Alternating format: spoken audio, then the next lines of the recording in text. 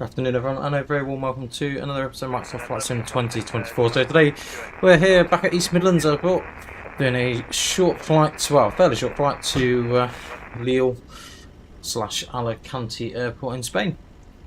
So today a little bit different. We have mixed up a bit. We are in the Airbus A321 Jet2 holidays, well, Jet2 livery. I was trying to get the Jet2 holidays livery, however I didn't quite get enough time to get that all sorted before the stream. So let's have a wander out to the aircraft, get all set up. There's a couple of aircraft on the ground here at East Midlands. I'm not sure about ATC, we'll have to have a look at that in a minute. Seems a little bit of action from everyone. So what we'll do is we'll have a quick wander up here. So, these dodgy stairs we have to waddle to get up.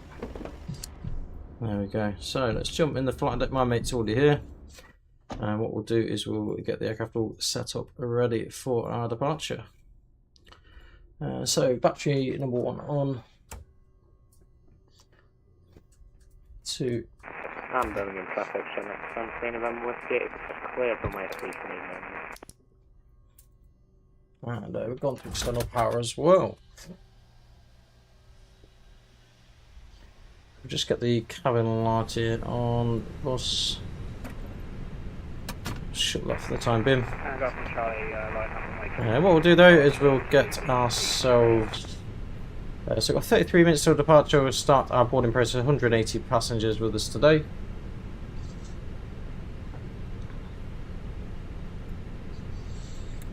So let's get her all set up.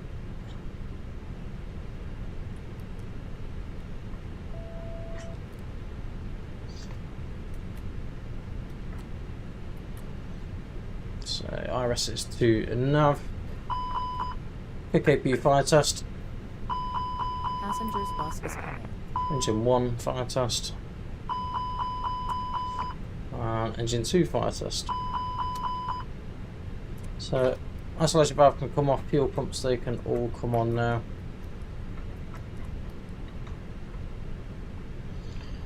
And that's it for the time being. So we'll leave seatbelt signs off for the time being. There's not much point really having them on at the minute until we've got all of our refueling commenced, which is just happening now. So let's quickly take you through the operational flight plan for today's flight. So here we are at East Midlands, we're on stand number 15 I believe. So we've got a cost index today of 5. We are in the 321 CFM variant of aircraft. Call sign today is shuttle, not shuttle even, Channel 97 Tango. Our cruise level today is flight level 370. Got a nice tailwind as we proceed across. 64 knot tailwind pretty much the whole way across.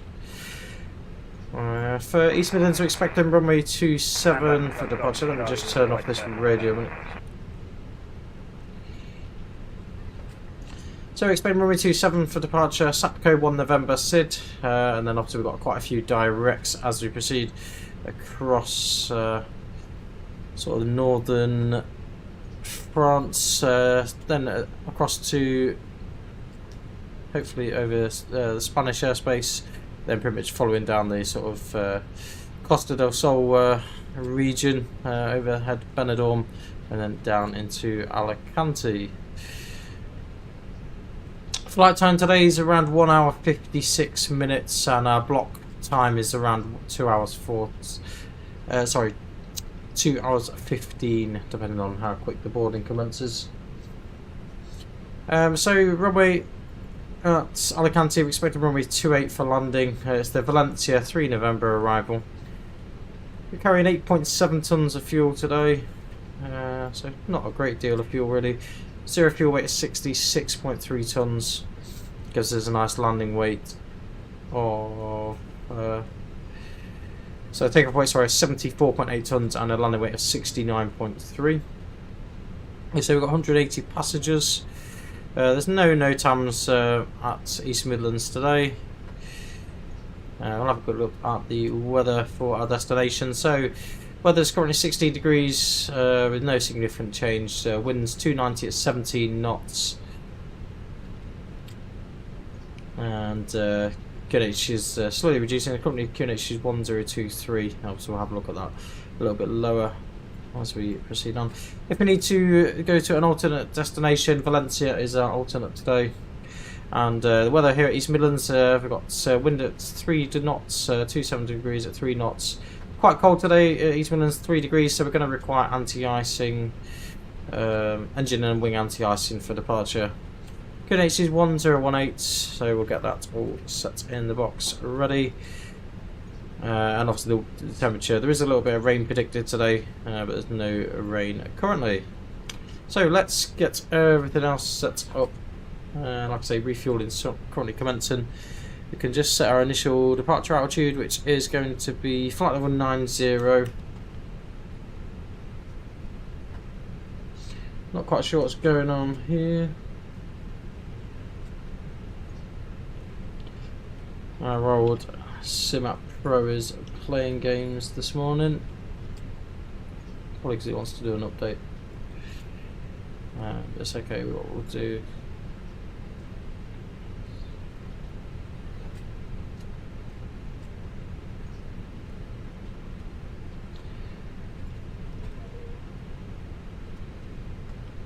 So bear with us a second, guys. Just going to restart SimApp Pro and then we'll go from there.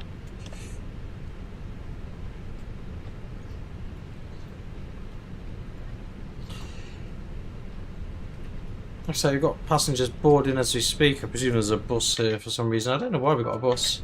Passengers are perfectly capable of walking, but there we go. Refueling still doing its thing. So I was just hoping to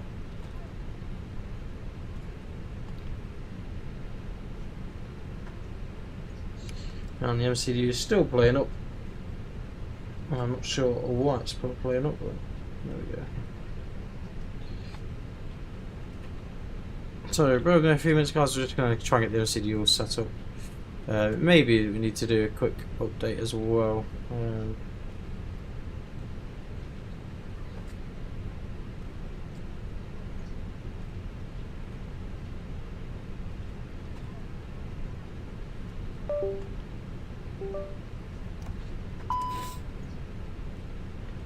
So some exciting news whilst this is doing its update for the minute. Our wing control throttle has finally been dispatched, so it shouldn't be too much long before it's here.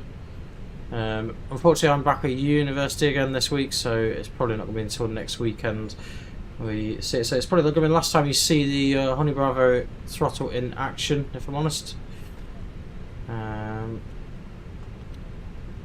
So yeah, that's where we're currently at. Just waiting for, like I say, for a quick update to happen. Passenger's bus is coming.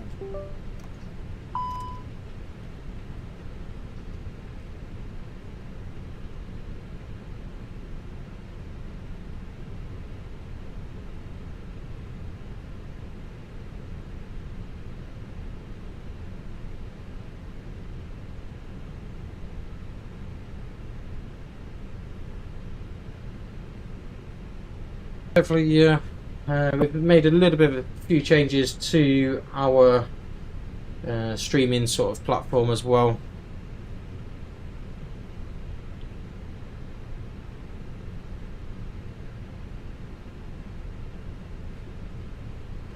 So I'm not quite sure what the current issue is with the old MCD while it's playing up. I have no idea. It's all working button press wise, I just have no screen on it. So bear with me a second, guys. We're just going to try and separate the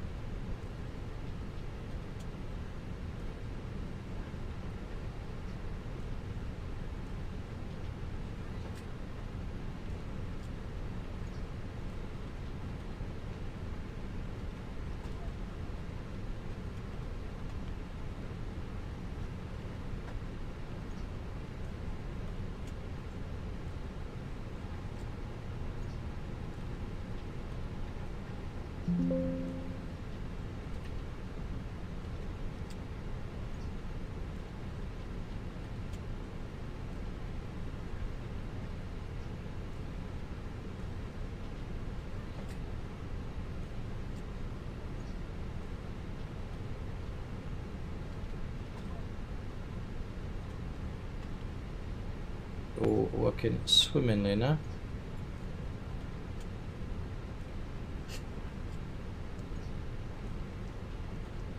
Just wait for it to catch up for a second. Once it's catched up, there we go. So fuel today is 8.7 tons of fuel. Our zero fuel weight is 66.3, and we'll have a quick look to see what our CG is going to be for our departure. So we want anti-ice on. We'll have a pack soft departure. We'll have flaps 1. So 146, 150, 153.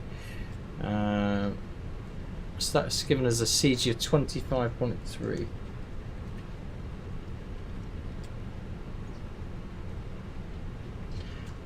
Luckily for East Midlands, it's not a huge long taxi time, so hopefully it shouldn't be too bad either. So let's jump back down to the MCDU. Performance is all in there. So we've got a flex of 46. EGNX, like I said, runway 27 for departure today. And it's the, apologies, SATCO 1 November SID that we want. And then into LEAL, we're expecting a RNAV Zulu 28, and that is via the Valencia 3 November arrival routing. So that will now calculate our time. So we've got 920 miles. So it's actually 2 hours 43 minutes. It's estimating our time. So it is a little bit of a longer flight today. We'll need to save a little bit of fuel as well en route, which I'm sure we will be able to do. I think it's still calculating some of the figures as well. It might be also because we could still be refueling, but we'll see how we go with that. Hopefully we have plenty of fuel. So next thing really to do, so we've got everything else on. We get the transponder turned on into TAA mode.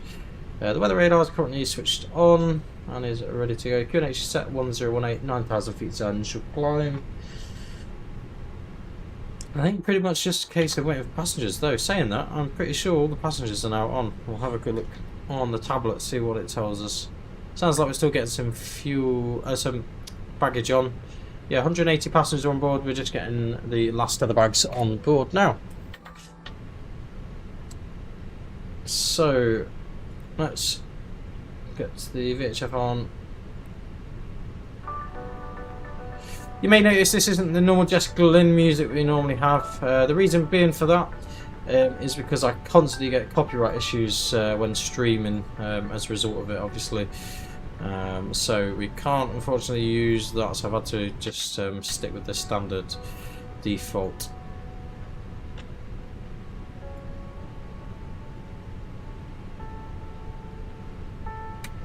So hopefully we'll see passengers. Oh, okay, no passengers being shown today, probably because we have an update, I would imagine, for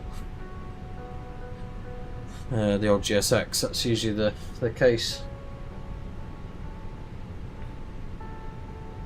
Next thing to do, we'll have a look to see what ATC is available, make sure that we're not going into a controlled airspace zone. Navigraph do that beautifully now, so I can just literally have a look. Sometimes, oh yes, we are actually in London's airspace, so it's Daventry 120025, so we'll get that tuned in now. So at least we get a little bit of ATC. Have a quick look at the ATIS. Accumulate information alpha.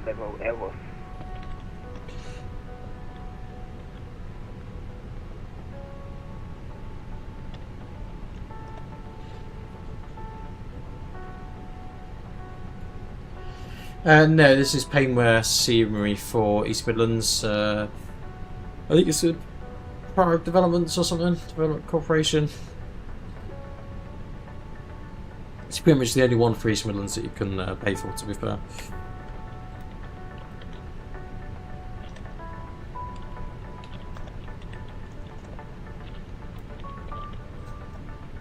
So we're just going to write our bits and bobs. 120025 is that.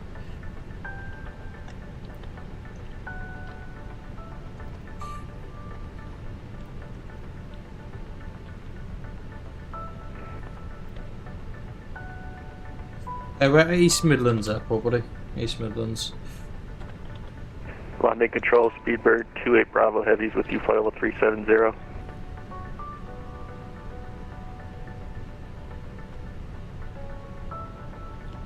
Super 28 Bravo London, hello, Nova 2 Hotel for Heathrow, when you're ready to send flight level 290.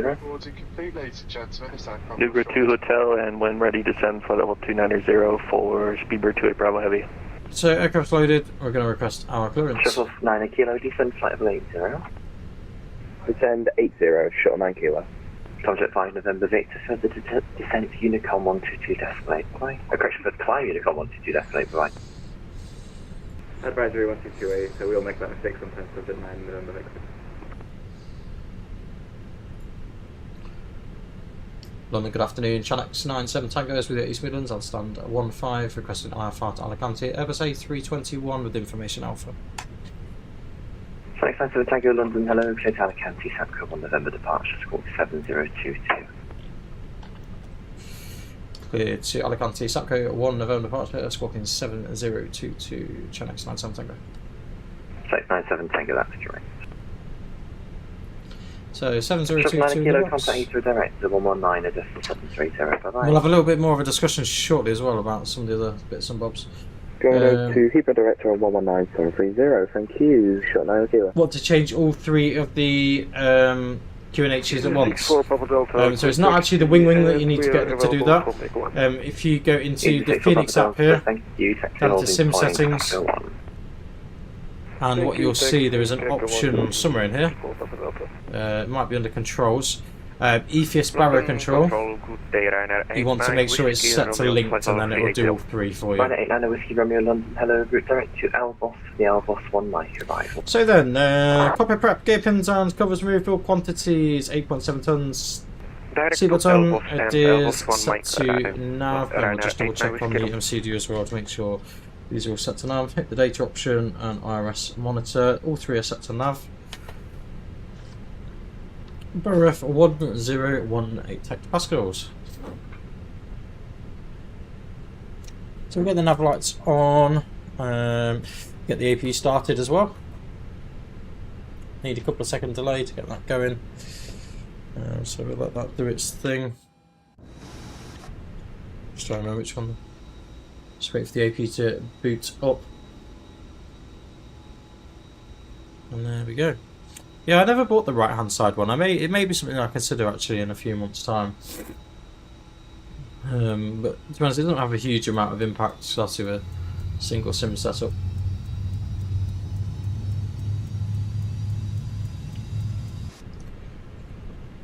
So then, pretty much just waiting for the AP to boot up.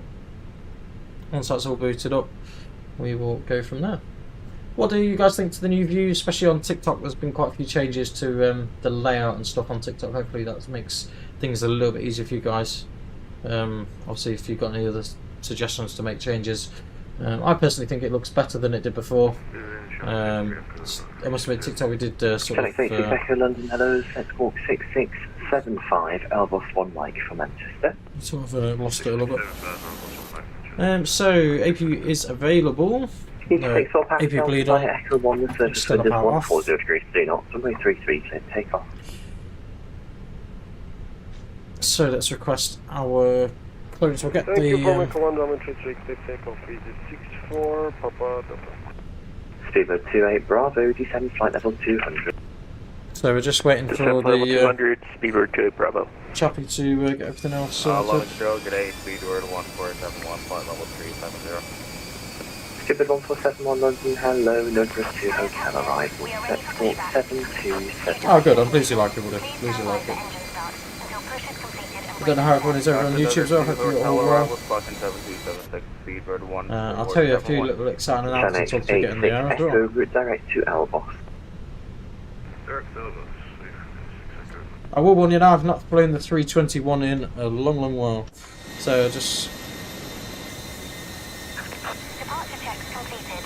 Bypass pin inserted. So just waiting for the tug to be all connected. It's not actually the right type of tug really for this airport. But saying that, I don't think the 321 really departs from East Midlands anyway. So then, let's request our pushback clearance. Let's have a quick look to see what other aircraft are around us as well. Generally speaking, it's mostly cargo that you see here at East Mids. And so Ryanair is to our left hand side as well. London, Channel 97 Tango's ready for push and start, stand 15. Channel 97 Tango, thanks, push start through, face east, EGNX 101. Push start through facing east, EGNX 1018, Channel 97 Tango. Right then, so pushback is ready, GSX is all ready to go as well. So continue pushback. We don't need de-icing today, and we want to be nose to the left, tail to the right. Quebec, London, hello, set 0314. Wait till least you can push. Due to icing conditions, please stand by for engine start until push is completed and brakes are set. Roger. Ryanair 89, Whiskey Cheers, Romeo, follow. when you're ready, descend flight level 200 level Alpha. West City descending flight level 200 level by Airbus for Ryanair 89 Whiskey Romeo. 10x86 Echo Romeo, when ready, descend flight level 200 level by Alpha. Roger. So before start packet release, take a speeds and thrusts 146, 150, 153.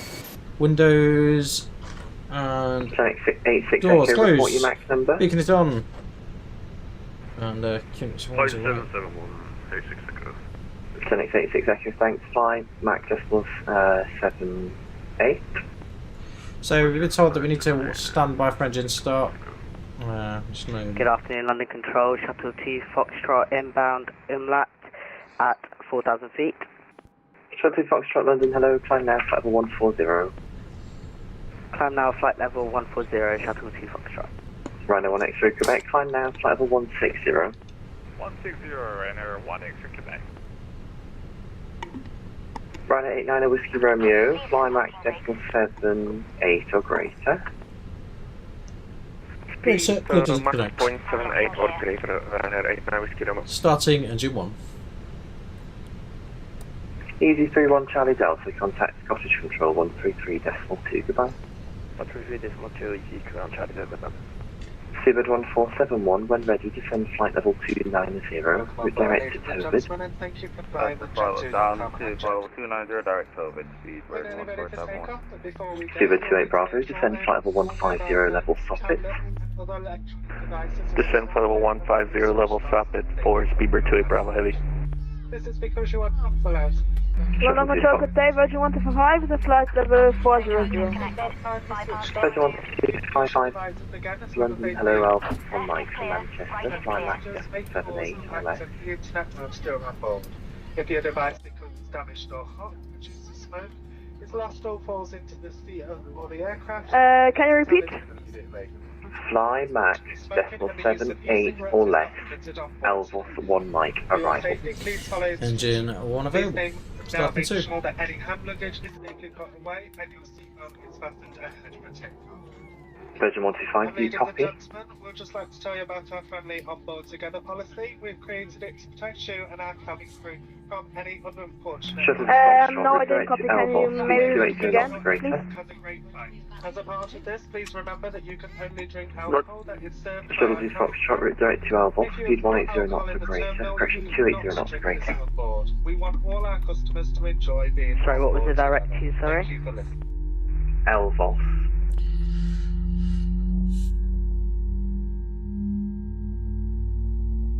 Roger, direct to Elvos. And speed 280 knots or later. Let's turn listening mode on, please. Therefore, we would appreciate your full attention. Speed 280 knots or greater and listening mode on. Ryanair 1 X-ray Quebec, route direct to Norrie. 8 emergency exits, 2 at the front and 2 at the rear. Virgin 125, 125. was it actually 1 Mike arrival? Virgin 1255. Priority at the moment is flying max decimal 78 or less. Confirm you are doing that. No, I'm flying Mach 085. I will fly Mach 078 now. Virgin 125, thank you. Correction, Virgin 1255, thank you. It's an Elvos for Mike. After start, anti-ice engine and wing anti-ice on. Eco status check, pitch trim 0.8 up, Rudder trim is neutral. If the cabin air Red supply 125, fails, thank matter you, IDs will and the automatically arrival is disappear from Airbus the 1 tower Mike. above your head. Stay where you are. 86 for Papa Delta, A1 passing 4,000. 86 for Papa Delta, thank you. Climb now, flight level 190. So, flight controls, full up, Pull down, neutral, Virgin full left, 1255, when ready right. to descend flight level neutral, 300, rudder, full left, next flight level 200 by Alpha. neutral. When ready, ascend to flight level 300, God, this guy is so loud. 300 for Virgin 125, and expect after that flight level 200. Pull the tape saddle. Shuttle 2 Foxtrot, climb flight level Blue plate, 160. pull down on the red Climb tab. now, flight level 160, shuttle. If your life jacket should fail Leave it to to inflate, Bravo, you descend flight blow level into the 80. red shoes. Descend Your flight level life 80, jacket should only Speedbird be 2 Bravo. inflated once you are 86 for outside Papa the Delta, route aircraft. direct to Compton, Charlie For Papa Tango. further information of the safety features of this aircraft, there is a seat pocket in front of you. Please study it carefully. Thank 86 you for for your Papa Delta, attention. route direct Thank to you, Compton, cabin crew. Charlie Papa Tango. So then, let's request our taxi. G6 for Papa Delta. Rhino 1 X-ray Quebec, further climb Unicom 122.8, bye-bye. 122.8 further, 1 expect Quebec, thank you sir, bye bye. London, Channel 97 Tango is ready for taxi. Alex 97 Tango, thank you, thanks on point, Alpha 1. Taxi 12-1, Channel 97 Tango. Base released, clear taxi. He's not given us any particular instruction. It's because there's not many aircraft on the ground here at the minute. But we'll make our first left onto Quebec. There's no other aircraft around us. Left side's clear, right side's clear.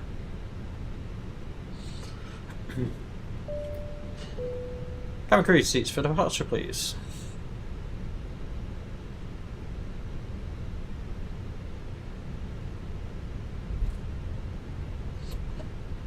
One thing you have to be a little bit careful of, just do a quick brake check. It's just the left side's clear. You can't taxi as quickly in the 321 just due to the length. A little bit broken. Are you ready to copy clearance?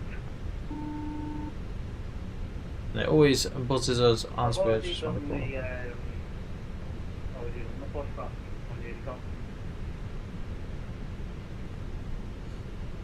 Yes, due to copy your clearance, you haven't been given your clearance to destination. Yeah, go on, I'm ready to copy my clearance. Showing cargo 456, thank you. To destination Alpha, East Midlands, you're cleared to Montreal, Trent 2 November departure. Flag check. Book 5017. Wonderful, thank you. Cabin is secure. So, taxi checklist, please. Flag control check, flap setting, gone for 1 plus F. Radar predictive wind shear system is on and auto. Engine mode selected on. And ecam memo take off no blue.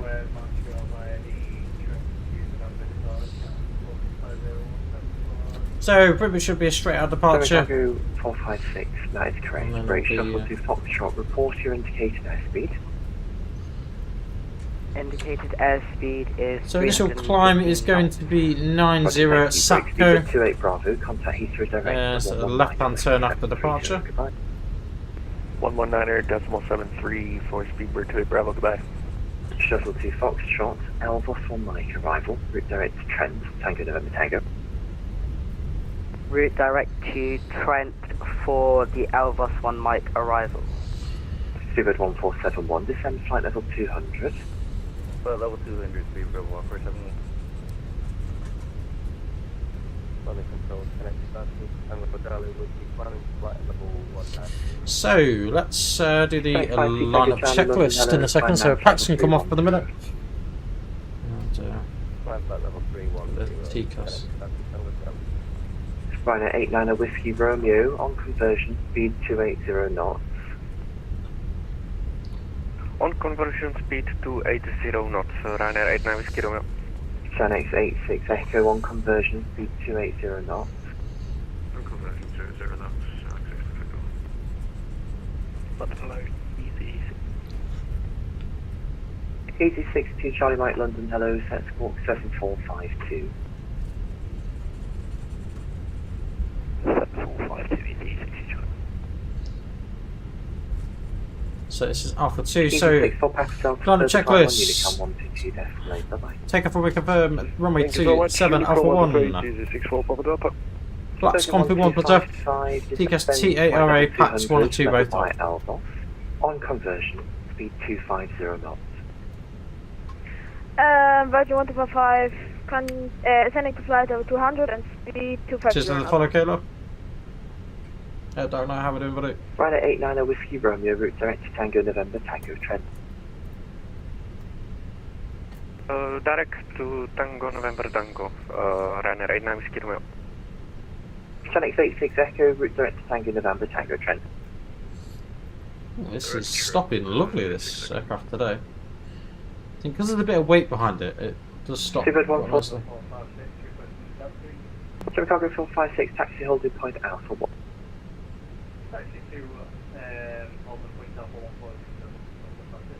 Genex 907 Tango, winds 250 degrees 3 knots, runway 27 clear takeoff. Good takeoff, runway 27, channel 97, Tango. Seabird 1471, route direct to Bovington, descend flight level. So then, no lights on. Bovington, flight level 100, Seabird 1471. Strobes are on and flashing.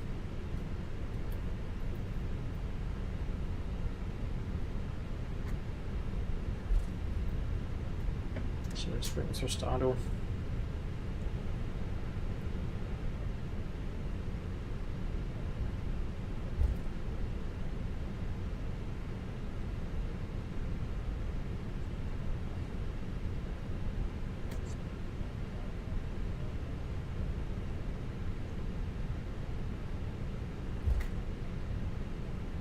Slow and steady with this aircraft always wins the race, to be fair.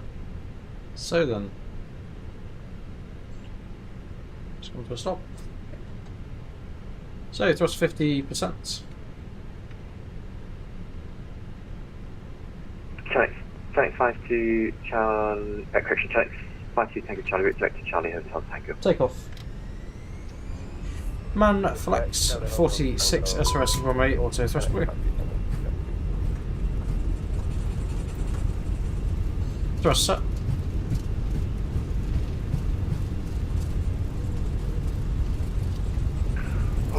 Good afternoon. Max 960. 100.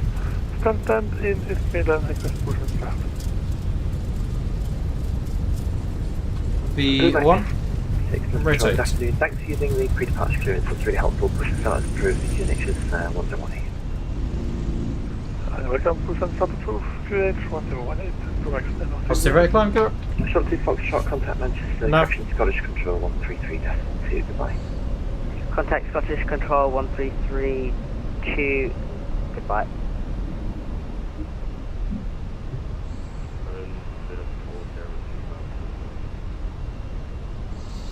And last station call sign only?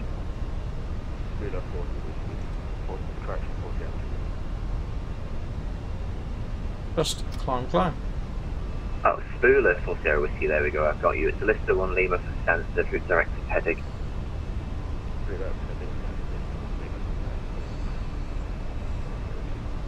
It's Spooler for Sierra Whiskey, just confirm your request for final level. 0. Pax 1 2 based on. Yeah, climb flight level 330.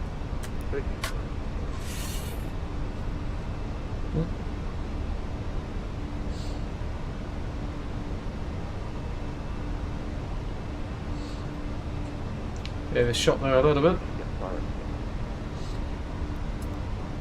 Direct to Pedig.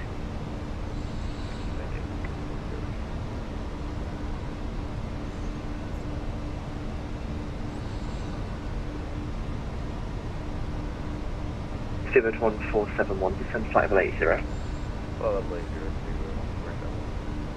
Seabird 1471, contact Heathrow direct to 119 at 73, bye bye. 119 at decimal 7.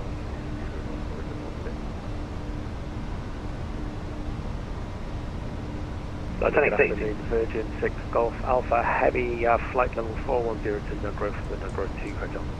Virgin 6 Golf Alpha London, thank you very much, that's walk 6741. AP1. Walk 6741 for Virgin 6 Golf Alpha. Taxi 97 Tango, report your passing level, climb now, flight level 110. That's nice on Tango, passing 5,400 and just repeat the climb. Flight level 110. Climbing 110 is Connect nice on Tango. Ryder 89 Whiskey Romeo, report indicate airspeed. Open climb 170. It's 300 Phoenix, standard pressure is set. Ryder 89 Whiskey Romeo, speed 280 knots now, please. Please be careful when opening over Medlock First. Flights have moved around. Ryder 89 Whiskey Romeo, report that speed to Scottish Control 133 Any part of the plane, including 133 additional to Ryder 89 Whiskey Romeo, bye-bye. Our cabin crew is preparing our award-winning in-flight service. Take a look at our tasting menu and Jet2 shop brochure to see what's on offer. FedEx 15 Bravo Hotel, thank you for starting through UH1018. As a special promotion to launch our brand new range on board. As these messages are Tango, off. climb platform 130. Climb 130, channel sign, so Tango. Second climb 130. Either 34 Yankee London Control, good afternoon, climb platform 2. There really is some absolute bargains on board. For now though, please do sit back, relax and enjoy your flight with us. Thank you.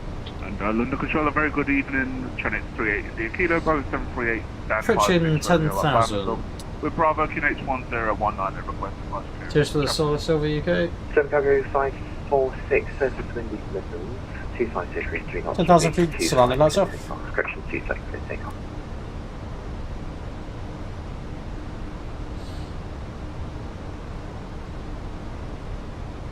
Chicago 456, surface wind East Midlands, 25632 knots, runway 27, clear takeoff. So, inbound SAPCO. Flight 38 India Kilo, London Control, good afternoon, you're clear to destination, ADMEX 1 Mike departure. The score is 7611.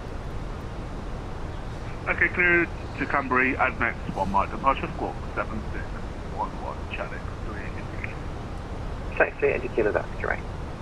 Flight 86 Echo reports your speed to London Control, 1, correction, Scottish Control 133.2, bye-bye. Flight 52 Tango Charlie, Unicom 122, decimate, bye-bye.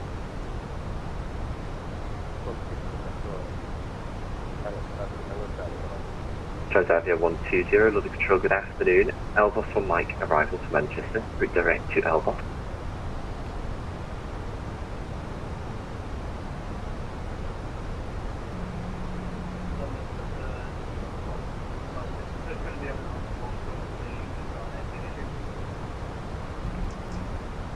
Chicago 456, Roger, break Transavia 120, the readback was unreadable, static only, Mike's probably needed. So hopefully we'll get further climb in a second. Version 6 Golf Alpha, standing by to descend. Version 6 Golf Alpha, thanks, descend flight level 290. Descend flight level 290, Version 6 Golf Alpha. Super 55 Whiskey London, hello, climb now, flight level 140. Climbing 150. London Control, no accident, signal 666. Lumax 96, expect you taxial point out of 3, and if you need to, are you able Whiskey 1 just due to the immobilised German car? So guys, first little takeoff in ages in the 321. I do enjoy flying it in fairness, it is a very nice aircraft to fly to be fair. Flex 97 Tango, climb flight level 220. Climb 220, channel 97. Over climb 220. Virgin 1255, speed 280 knots. So yeah, overall I do like the 321, it's just the only thing I do find with it, slowing down is usually the issue with it all. So let's have a quick look en route, see what sort of ATC we'll get. We may get, oh there is a little bit of ATC on actually. Good afternoon, thanks to you. That is really helpful, push the size approved. No problem. So Barcelona controls currently online. All stations on the ground at Birmingham in Station Bravo is now current at QNH 1019. So passing 50,000. We can release the cabin in a moment. Thanks, 15 Bravo Hotel, QNH 1019, taxi 1 point Echo 1. And we'll have terrain on that side. 3155, report that speed to Scottish Control 133. So guys, bye-bye. obviously the first time using the 321 with the overhead as well. It seems to work exactly the same as using the 319 to be fair. KLM23 Yankee, thank you for your patience and you've tried to stop the time. Doesn't change anything. Level 200 and cheers for the subscriber, Tony. Much appreciate it, mate. Flying 3000 and heading 136 obviously, if you guys have got any more suggestions for videos as well, then feel free to make any suggestions. I don't mind. Roger. KLM23 Yankee, time flight level 250. 250, okay. So let's release the cabin crew. Zulu 40 Whiskey, when you're ready, descend flight level 290. I'm ready, descend 290. Telex 907 Tango for the climb on Unicom 122 destinate. Have a good flight. Bye. Let's climb on Unicom, Telex 907 Tango. Thanks, ATC, mate. 055 Whiskey, climb flight level 210. So let's go straight to our cruise then. 370 open climb.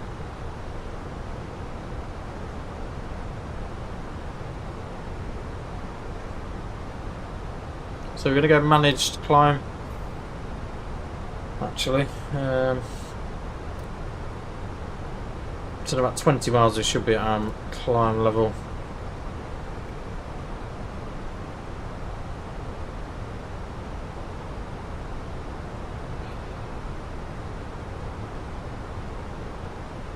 Channel 97 Tango, overhead Daventry, climbing flight level 370.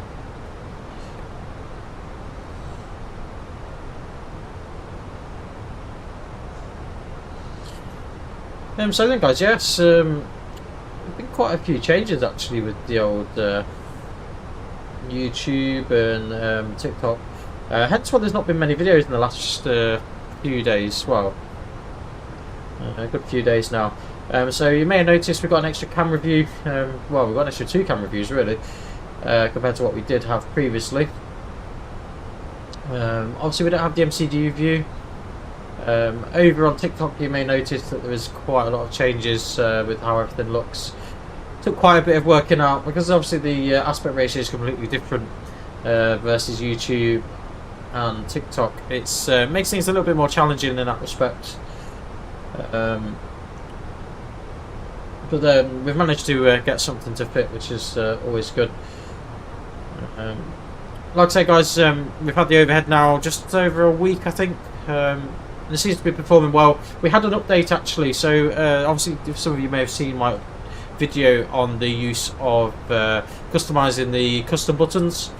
The way that works actually is quite straightforward in fairness. Now they've basically updated it so it's literally a drop down menu with set commands, but you can also set your custom commands as well, so if you want to change something that they've not configured already, you can do it. I have a feeling they're going to keep adding to that list as the version numbers go up. The ground control hasn't been sorted yet. I know the team are working on it. We've had a good discussion with them, and same with the fault lights for the custom buttons as well. They actually do work. There's no issues with the work. It's just some software issue that they need to just have a quick look at.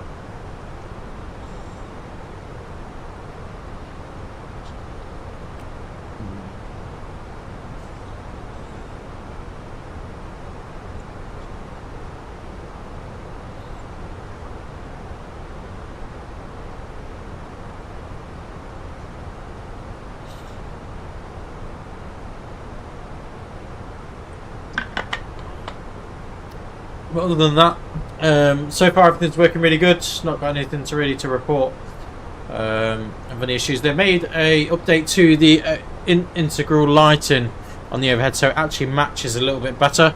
Because previously we didn't have anything really.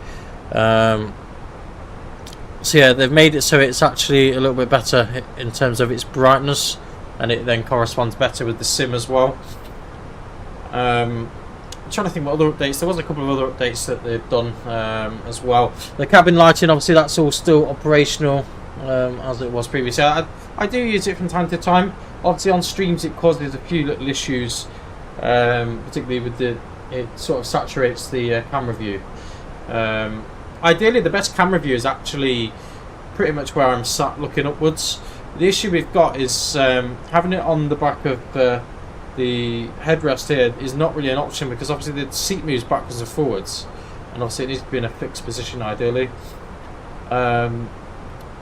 But it does give you the best view, so we've got a bit of both, best of both worlds really with both of them. But overall, really good. Quite happy with it, to be honest.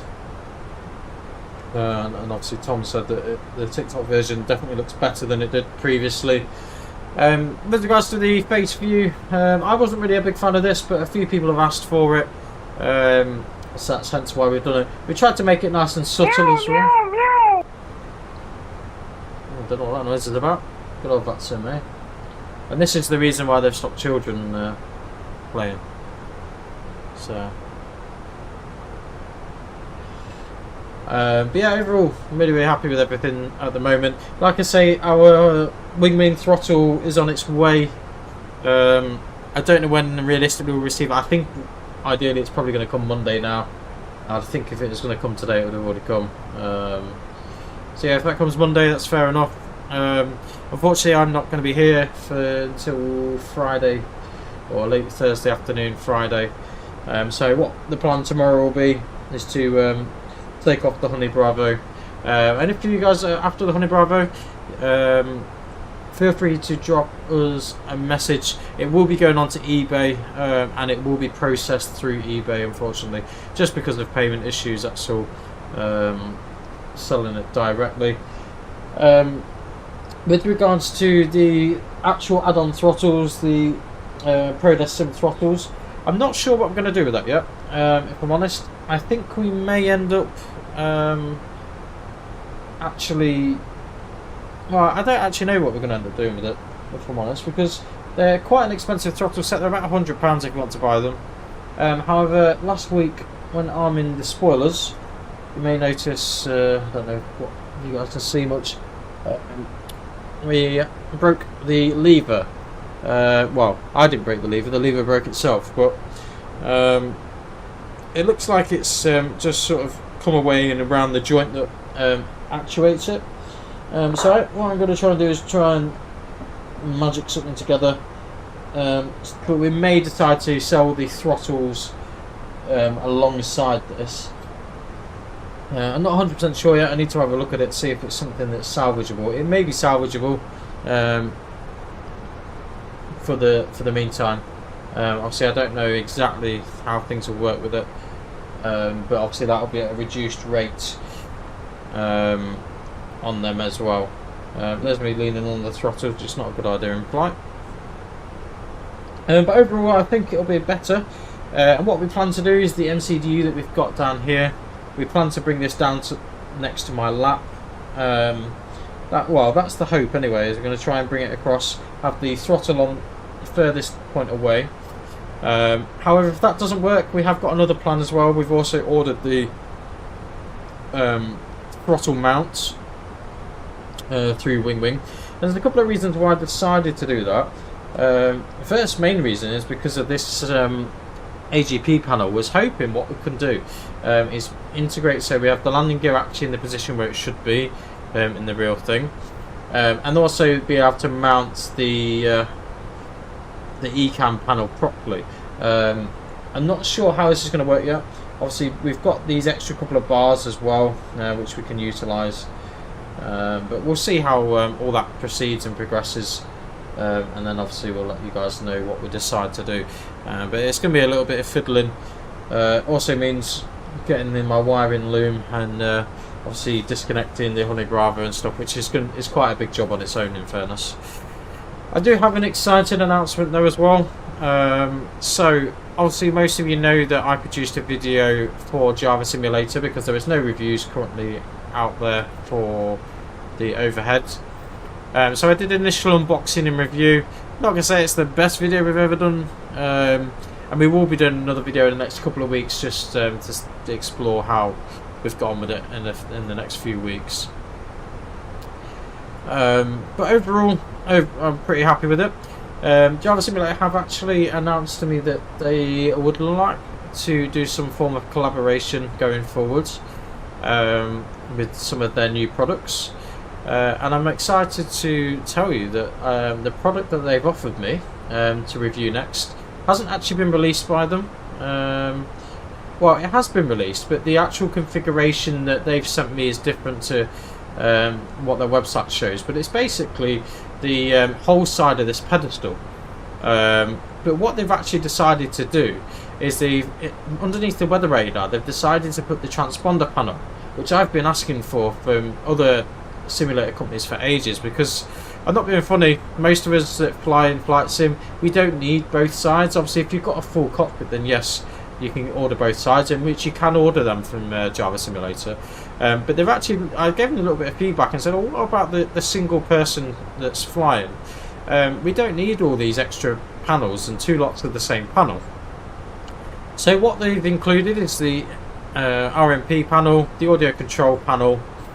Even comes with the integral lighting and flood lighting, which I was quite surprised by.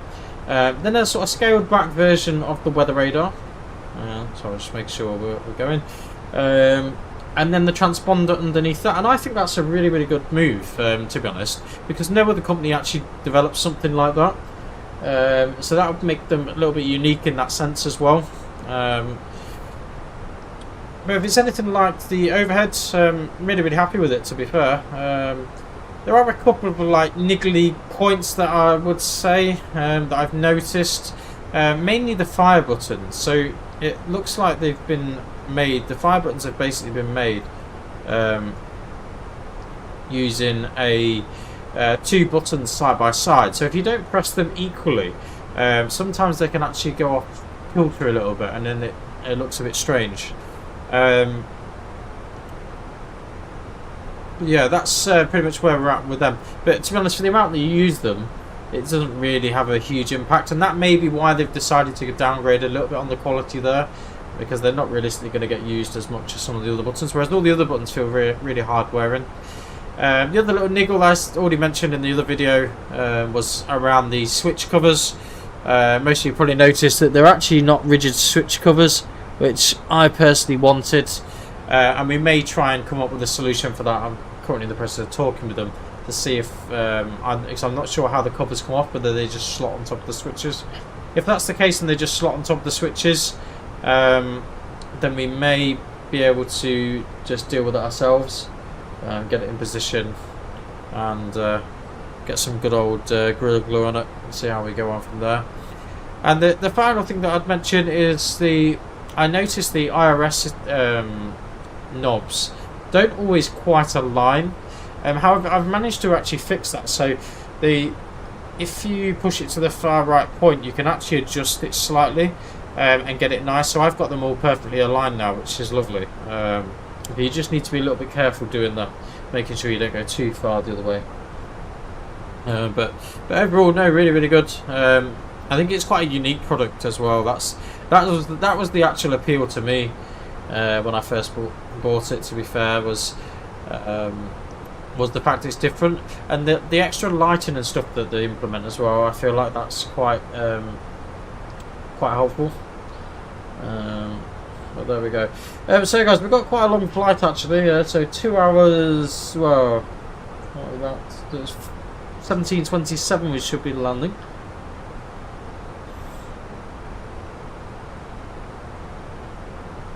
Now I think we're at 15:50. So we're 32 minutes since startup.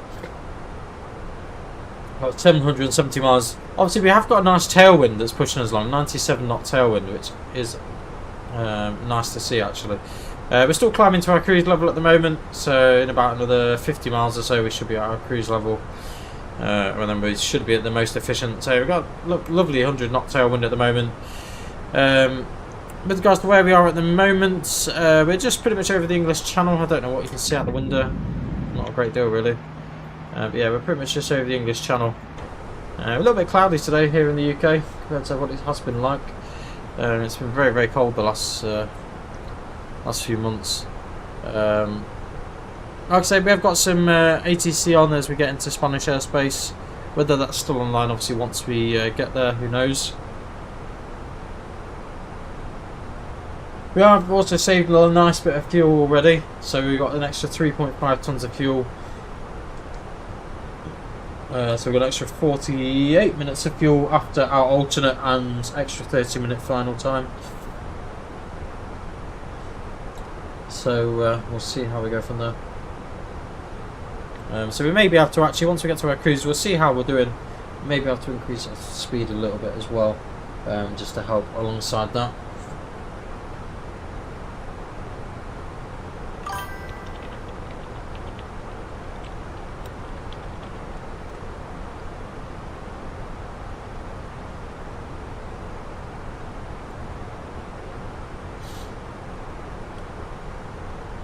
So I finally obviously got off my ban from TikTok as well, which was very nice to have, really. It was a very nice achievement. I don't really understand how I got banned. It didn't even tell me what violation I committed, so I don't know what that was all about. It gave us a 5-day ban. It could be due to some copyright issues, maybe with some of the audio tracks. I'm not really too sure, to be honest. But yeah, hopefully next week we'll get a little bit more content out once I've got an assessment next Thursday. Once that's out of the way with, hopefully we'll get a bit more content out. Unfortunately, the following week after, well, you'll have about a week with me, and then I'm away on holiday for a few days over to lovely Tenerife, and ironically in a Jet2 Airbus A321 from Stansted, so that should be quite nice, really. I've personally never been in a 321, let alone a Jet2 321, mostly been in Boeing 737, so it'll make a nice change.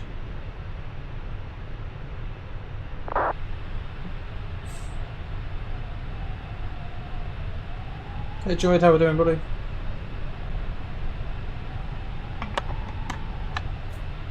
We certainly had a few more followers over on YouTube as well, which is much appreciated. So guys, if you're watching over on YouTube, thank you for subscribing.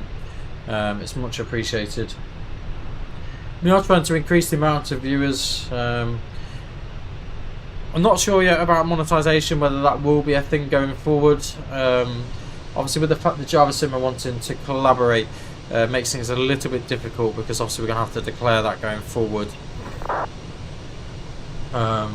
Because obviously they're going to send me that product on the thing that we're going to review it. As always, you will get my honest opinion. If I think it's shit, I'll tell you it's crap. But yeah, I will still tell you exactly what I think to them. But overall, the communication between us has been really good as well. Can't really fault the communication.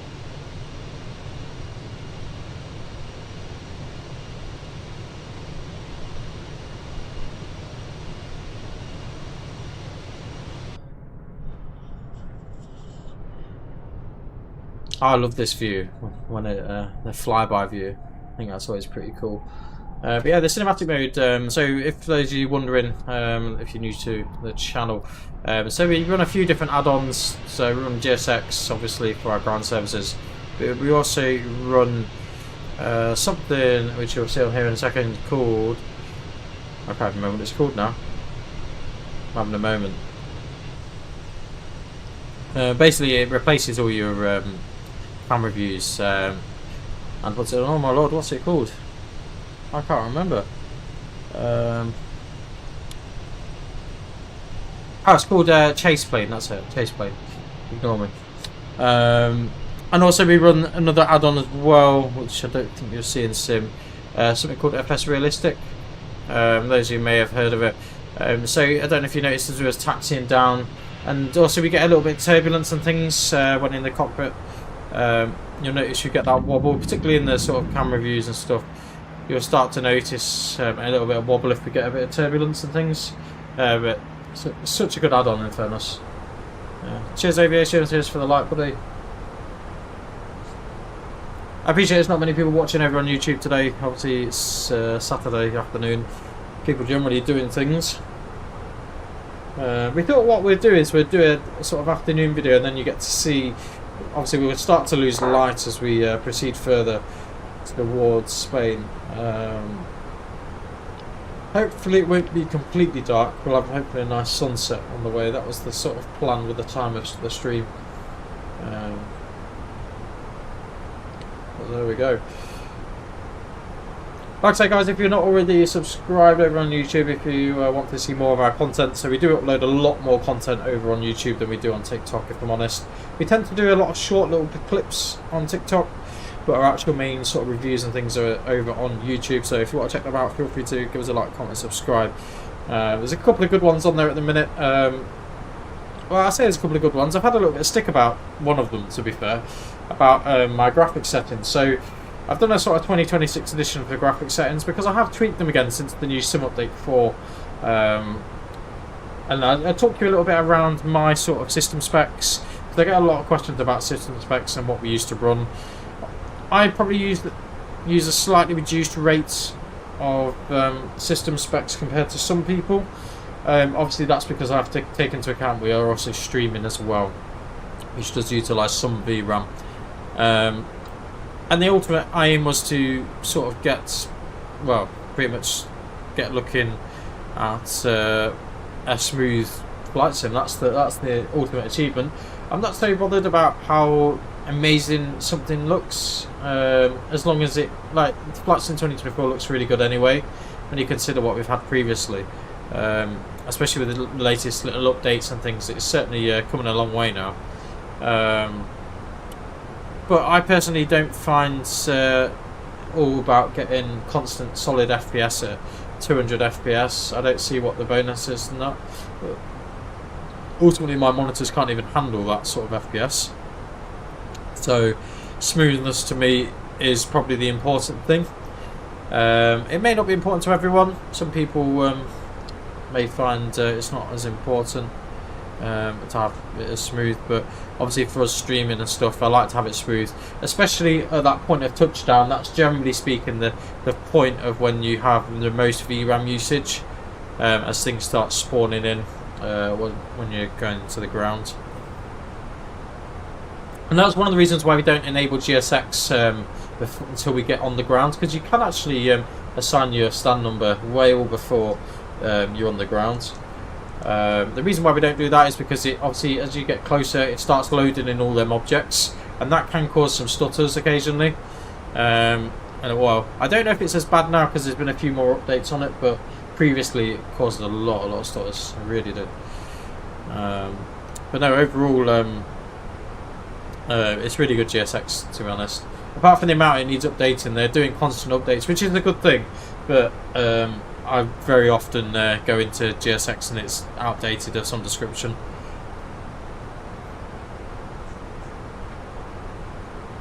Another little add-on that we did a little video on the other day, and I actually think it's got a few uses, and I think it's a use that a lot of people wouldn't think of it as. So what I've been using this add-on for, which is the FSI panel, 2024 edition obviously for Flight Sim 24, is basically using it to, it's designed to perfect your landings and stuff and get your landings nice.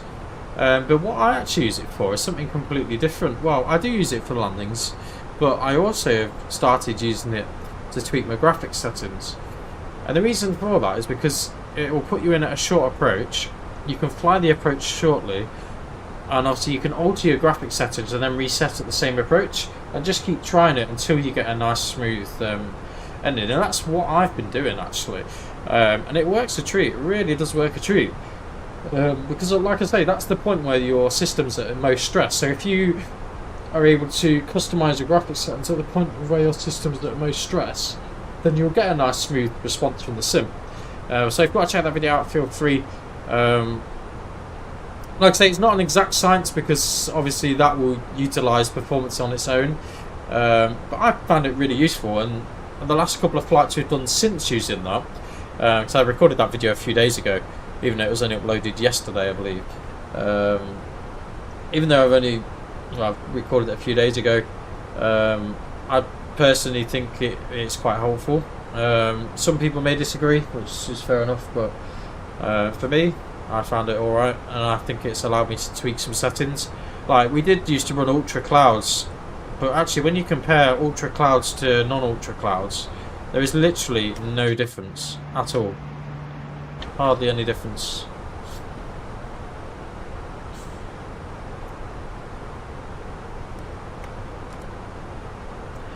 Like I say, guys, we are going to lose a little bit of light soon, I think. if you can see, the sun is on its way down already, I think. It's such a lovely aircraft, the 321. So lovely. There you go. This is FS Realistic, as you can see this wobbling effect. So this is FS Realistic in action, and it produces this little bit of a wobble. And occasionally you'll get that little bit of turbulence, you know, like it's not really turbulence, it's just like a little bit of movement that you'll get, pretty much as you get in the real plane. We do have quite a lot of the features turned off. For VFR flying it's even better, but it's certainly worth checking out, that's for sure.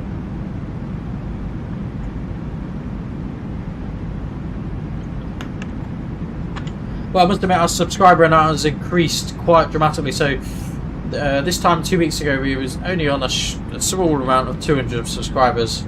We're at nearly 400 now, which is really, really cool. And like I say, I'm not all about the subscribers. I do it all through enjoyment, really. Everything we do on the channel is through enjoyment. Most people that know, I hate editing stuff, so you'll probably notice that I probably put less time into editing than I should do. But it's mainly because I don't enjoy doing it. I have got a couple of people that are helping us out with Discord. So obviously the automated announcement. So if you want to join our Discord, scan the QR code that pops up over on TikTok as well. It will be on the end of the YouTube video. But yeah, if you want to join our Discord, you're more than welcome to. There's a few bits of downloadable content on there as well, some cabin packs, and a few other little bits and bobs. There is also my old graphic settings on there. I've not quite updated it yet to the new graphic settings. That'll be something that we'll upload in the next few days. Maybe do it tomorrow, in actual fact. Cheers for the like, Ben.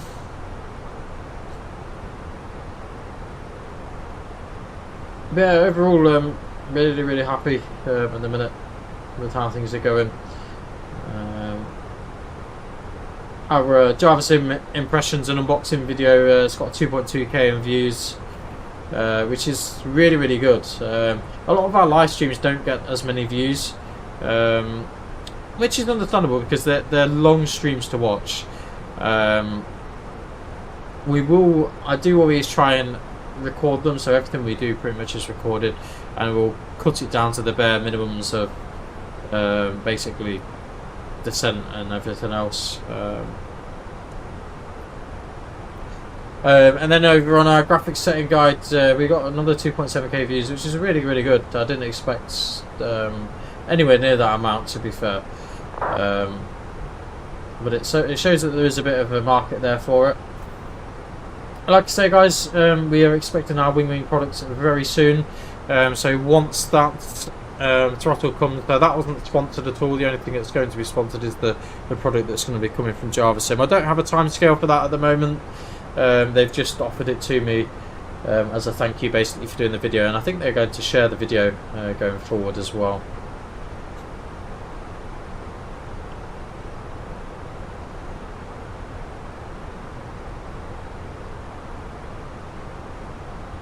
Hey JB, how we doing? Hey Maverick, how we doing? But no, it's really, really good, to be fair. I'm really looking forward to the cheeky little wing throttle though, because as much as I love the Honey Bravo throttle, and it is a good product and I've had it for quite a few years, it's just so bulky. It is literally such a bulky product, which is the reason why I struggle with the throttle settings, because it's so far back. I don't know what you guys can see here, but it's so far back. Well, there we go. I don't know if this will help. It doesn't really help them that much.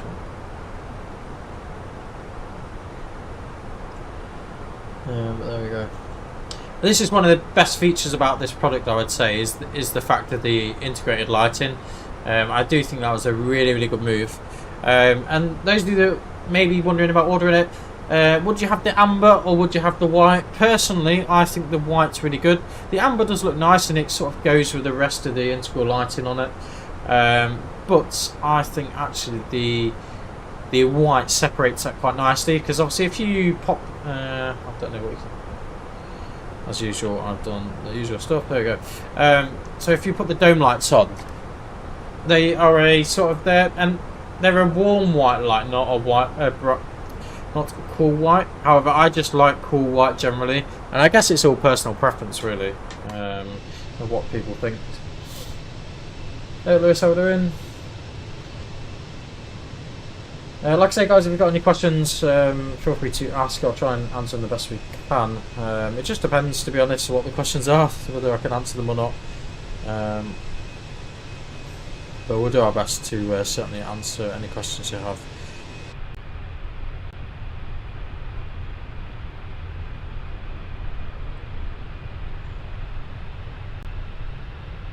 So we're just going to up our max speed for the minute to around 0.8 Mach, and we'll go from there. Hey Lee, how we doing, buddy? Hope you're well, mate.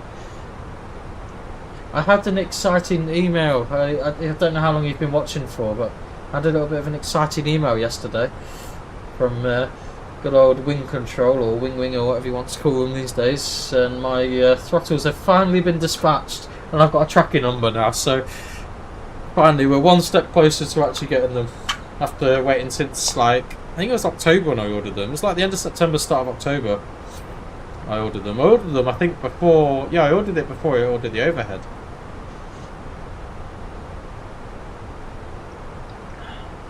Yeah, so I'm looking forward to that. The only downside to that, Lee, is unfortunately I'm not here most of this week, which is really gutted.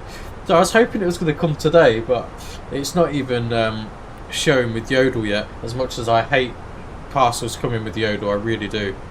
They'll probably throw it over the fence or something stupid. Yeah, unfortunately I'm here tomorrow, but I don't think Yodel will deliver on Sundays as far as I'm aware. But yeah, they well, I guess it just depends when it's going to come. I think it will come Monday, if I'm honest.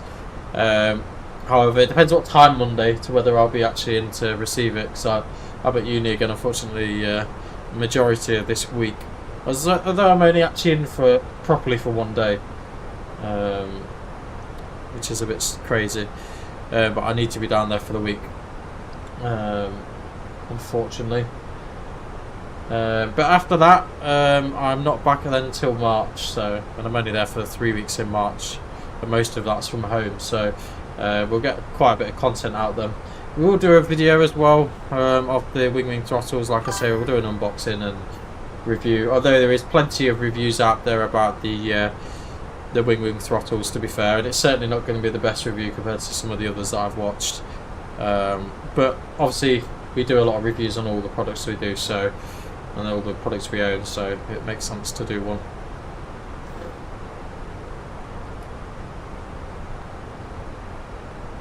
Just to make sure we've got all the chat there.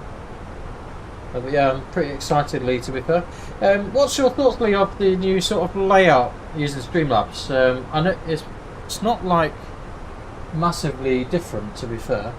The only thing I have just quickly noticed though, does that say what I think that says on there? It says not available for our destination with Volanta. Let me have a look. Why is that doing that? There you go, hopefully that's updated now. There we go. So yeah, we updated TikTok and also YouTube, just with a little bit with the layout. Not massively. Not massively at all. And obviously we've got a new camera view, which I don't know if you was here the other day when it was the first stream of using it. It wasn't my choice, I could assure you, but quite a few people mentioned it and said that that's what they'd like. So I thought, well, why not? I've actually got a 4K webcam now, which is pretty awesome. And it's quite cool because it uses like a green screen as well, and that's built through NVIDIA, through a little bit of NVIDIA software, which is pretty cool. Looks just okay. I take okay, to be fair. If you've got to look at me all day, then fair dues. But yeah, flight time is going to be, well, It's a little bit boring, to be fair, this flight. Wow, we should get a bit of ATC actually as we enter Spanish airspace, because pretty much the whole of Spain's online, apart from where we're landing, obviously, because that's just typical. But yeah, 17:28 is our current landing time, though that will probably reduce a little bit because we have a beautiful 90-knot tailwind, and also we've increased our Mach number to like 0.80, 0.81, so we should get there a little bit quicker. We've been flying about 53 minutes. Yeah. One thing you have missed lately, and I know I've already mentioned it to some of the other guys that I've been watching. So obviously, I'm guessing you've seen the video for the Java Sim overhead sort of unboxing review sort of thing. They actually reached out to me, was it yesterday, the day before? They knew I was doing a video anyway, because I asked if I could utilise their logo before obviously utilising it. Make sure I don't get done for copyright or something. But no, they were completely happy with that. And basically, they sent me an offer and basically said that because you've done this video for us, which helps with our promotions and stuff, we'd like to send you a free product to review. And they initially said, "Oh, what product would you like?" So I was looking down the list of what they do, and I was a bit like, I don't really know, to be honest. I was just going to settle with like the radio panel or something. Anyway, so I said, okay, I'll go with the radio panel or the screen display that they did do, but they don't actually do it. They've stopped doing them now, which is a bit of a shame. Anyway, I got a reply back yesterday, basically saying they said. How about this is an offer? It's a new product that we're working on, but it's not really a new product. It's a product that they already do, but the layout's different. And basically, it is pretty much half the pedestal in one solid panel. So it's the radio panel combined with the audio control panel, combined with the floodlights, combined with the weather radar, and combined with the TCAS, which I've said for ages. Why do no companies actually do that? Because that's pretty much all you need as a single sim pilot. You don't really need the second radio panel. Same with the second like MCDU, you don't really need. Though I do think actually it would be useful in some scenarios to have the second MCDU. But yeah, so they've offered to send me that complete product to review. I don't know when it's going to be, but I was like, yeah, sure, why not? And I have no idea how we're going to mount it or where we're going to mount it, because I don't even know how big it is, because obviously they've not released any update on it yet. But that's what they are working on. But I wouldn't imagine it'd be too far along, because they already make the other product. Yeah, and I thought that was quite a nice gesture by them as well, Lee. To be fair, I was pretty happy with it, to be honest. And like, I think as much as obviously it's not going to cost me anything, I don't even think it will cost me anything import wise, because obviously there'll be no value to it. It's basically a free package being sent across. Whether we have to pay for shipping or whatever, I don't know. We've not really got to that sort of agreement yet, but I slapped the hand off and said yes, I'll definitely accept that, because that was obviously what the next thing that we was really looking at purchasing. And it'll be interesting to see how it is, if I'm honest, because I was going to settle just with the wing or wing control radio panel and just make do with everything else. But yeah, we'll see how it comes along, really. But no, I'm a little bit excited about that, to be fair. I'm a little bit excited about it. Obviously, the only downside is obviously at the minute the overhead. It's all my opinion. There's no affiliation. Obviously, there's going to be some affiliation there because they've sent me the product for free, but you'll still get my honest review. And to be honest, if it's similar to the overhead, I don't really have many complaints about it whatsoever. Hardly have any complaints whatsoever about it, really. It works brilliantly. It really does work brilliantly. Yeah, so. And I don't know if you noticed, like, my YouTube channel, like, in the last week Lee. It's gone crazy. I've had so many messages in this last week. So many messages. I've not even been able to keep up with a lot of them, to be fair. Yeah, no, it's a shame that they won't publish a proper product map, to be fair. I think that would be quite cool if they did do that, but yeah, they don't seem too interested in releasing that for some reason. I don't really know why, but there we go. Hello to everyone else, but also is on YouTube today. Hopefully you're all doing well. And obviously hello to you guys on TikTok as well. I've had quite a few views, quite a few likes and stuff as well. But no, I really like the overhead, to be fair. Really impressed with it. It's still a bit surreal using it, if I'm honest. Sometimes I still go to actually like switch something on in sim, and I'm like, what am I doing that for? I've got an overhead panel above my head. Like I say, the view wise is not the best of view on this side. Like it gives you a different perspective. The ideal review would be the ideal view would be a straight on camera, which looks really good in fairness, but the only issue I have with it is the only place to really put it is above my head, and obviously because we adjust the seat backwards and forwards, it causes a bit of a predicament there, because obviously the view will move and it needs to be in a fixed position really. But I don't know, we'll see what happens with that. I'm not sure, but it looks alright. It's doable, that is for sure.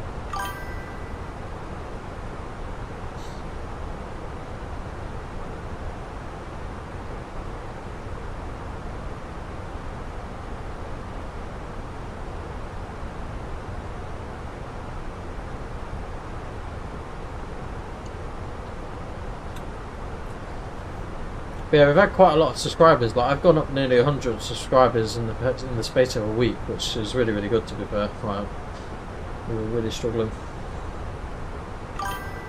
And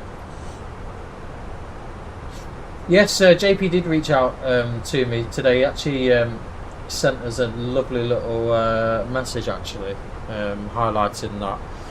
And good shout out, Lee. I'm sure it was you that mentioned FSI panel, wasn't it? Because it is really nice. Cheers for the follow, Ben.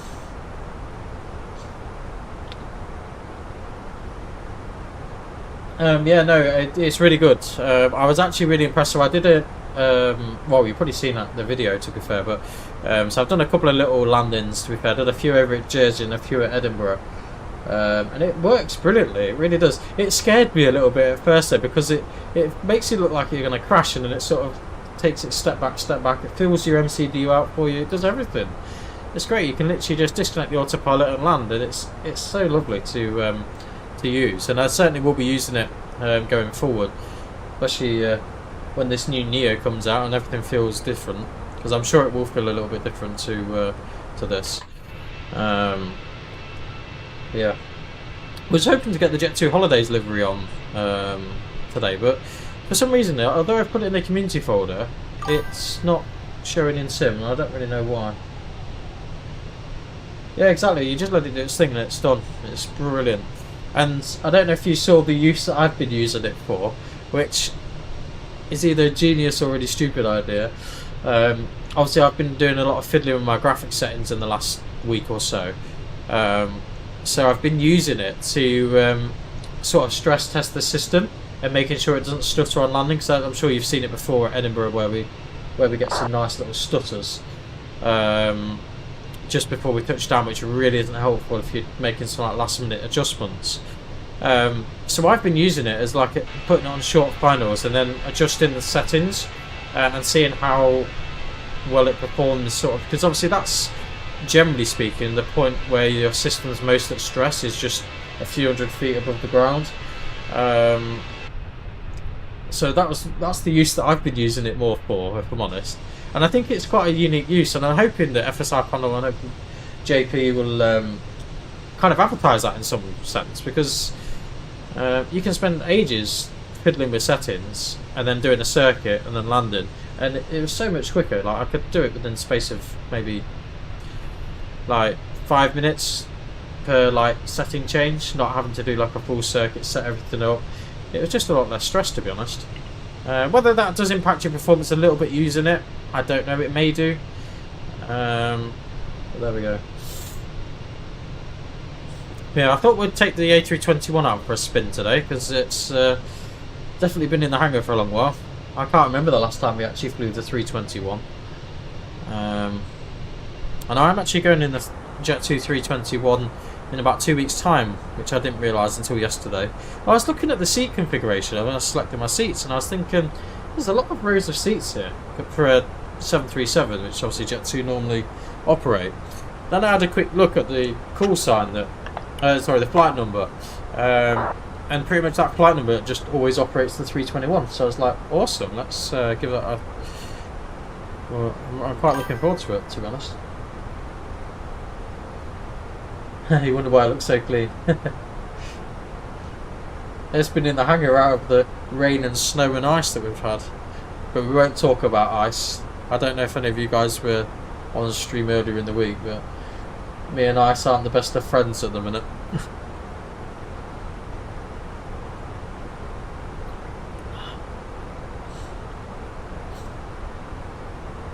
So let's have a quick look to see where we are. Well, we're pretty much at the halfway point, look.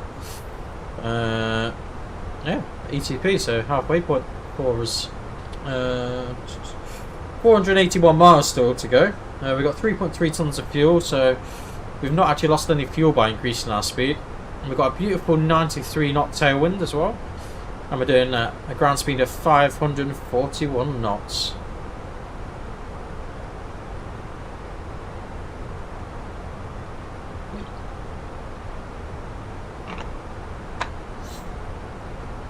So let's have a quick look to see whereabouts we are in the world. So we're still over France, I believe, yes. We're just sort of going on the western side of France. I don't know what that airport is, to be fair. Let's have a look. Le Mans Bellegarde Airport? I don't know. Never heard of it, personally. But yeah, we're pretty much... it's pretty much flying straight line through most of this. And so we've probably got about another, got about 140 miles, and then we'll be in controlled airspace for about 100 miles or so, and then we'll be out of controlled airspace, making this very funky approach into runway 28. We've never actually landed on runway 28. We've always landed on the other runway at Alicante. I can't even think what it is. Oh, runway 10, obviously. So yeah, I'm quite looking forward to actually giving it a shot. See how we get on with it all. Yeah, if you're wondering what happened with me and not liking ice, I fell over on Monday, I think last week, Monday last week. I was leaving for work in the morning and slipped on some ice literally outside my front door, and I literally didn't even have time to like do anything, literally straight onto my back. So I've had nice back pain all week.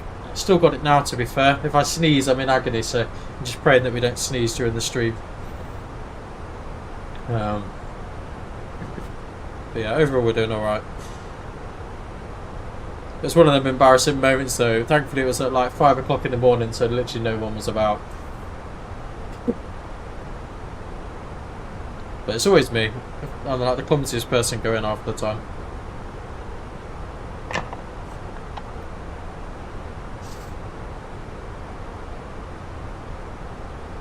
So the weather's beautiful. Literally there's been nothing on the weather radar the entire time.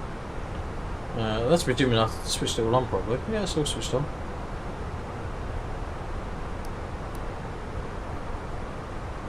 It's all just very lovely weather. In fairness, I've not really looked at the weather for... there's a little bit of... is that turbulence? Was that... trying to see what layers switched on here actually. Layers. Turbulence. So there is a little bit of turbulence around the airport actually at the moment. That is at flight level 220 though, so let's go... Yeah, we're all good. So it may get a little bit bumpy as we sort of proceed further down. So yeah, there's only light turbulence, so it's nothing too drastic.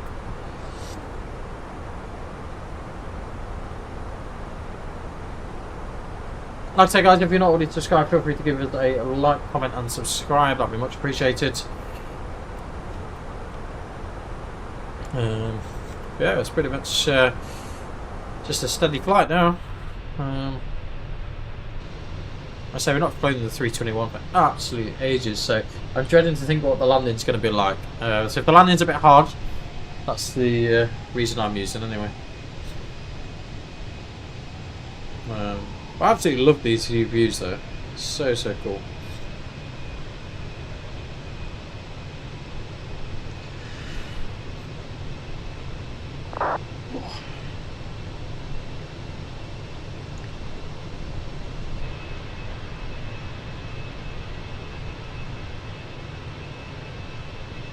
Yeah, that's always the worry, isn't it, with these, is the tail strike.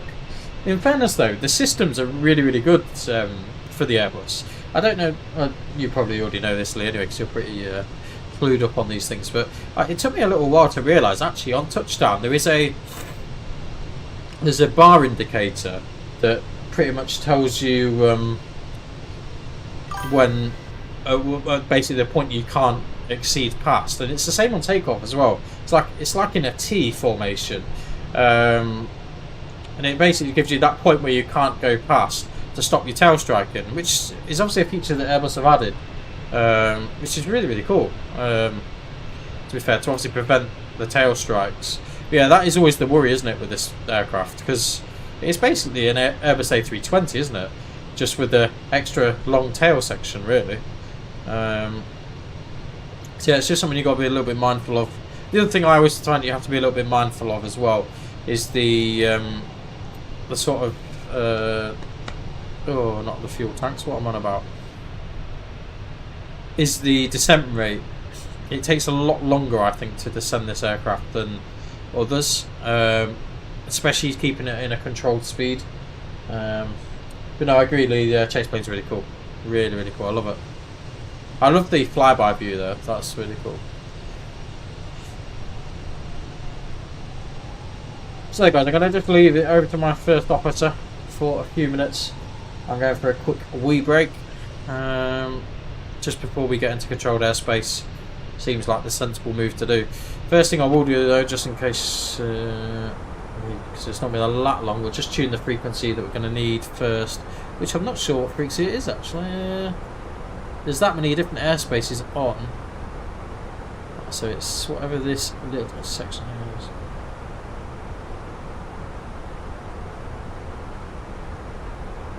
So it's Barcelona combined north 132580. Yeah, I think it'd be cool once we get a proper radio panel as well. I think that'd be awesome.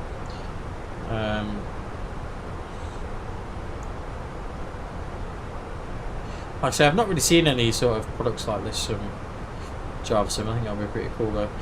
So guys, I'll let you enjoy some of the surrounding views, and I'll be back in a couple of minutes. And we'll leave the first officer in charge, so if it crashes, it's his fault.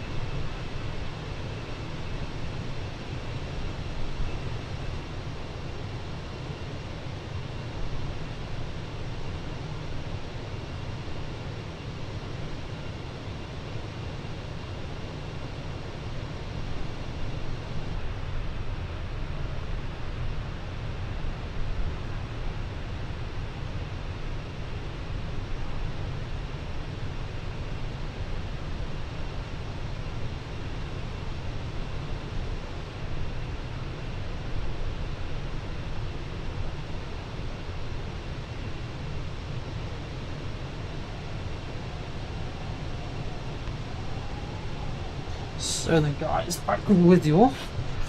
And we're still flying and we haven't crashed anywhere, which is pretty cool. That's how we're going on. We'll go back to AP1. It was a bit of a dodgy departure out of East Midlands, to be fair. Didn't really follow the nav routing very well. It's quite a steep left turn after departure, so and I'm still up looking at overheads and stuff, trying to work out where all the buttons are, because that's the only thing I will say about the Java Sim is it is really good, and I think they've put a lot of the buttons in the right places, but obviously they're not all in quite the right places compared to the real aircraft, which is not a huge issue. It's just learning where all the new ones are. They're in logical places though, which is still pretty good. Right, let's have a look at our fuel as well. Where is fuel on the old ECAM? Oh, hello. Well, we have been using a lot of fuel, haven't we? So in actual fact then, there's no point having the centre tank switched on, but there's no fuel in it to worry about. So let's turn them two off. There's no point worrying about that. So we're currently using, what, 47 kilograms a minute of fuel. Current fuel on board is 4,680 kilograms, and it's nice and balanced pretty much as well. It's 20 kilogram difference. Gross weight is currently 71 tons, and the outside air temperature is minus 32 degrees Celsius. So there we go.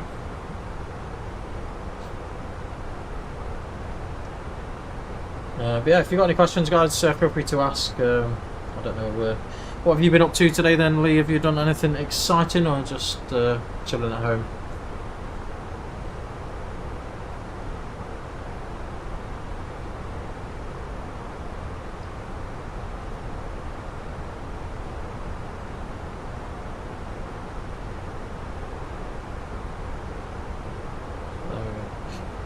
So one thing we could do is start having a look at our destination information.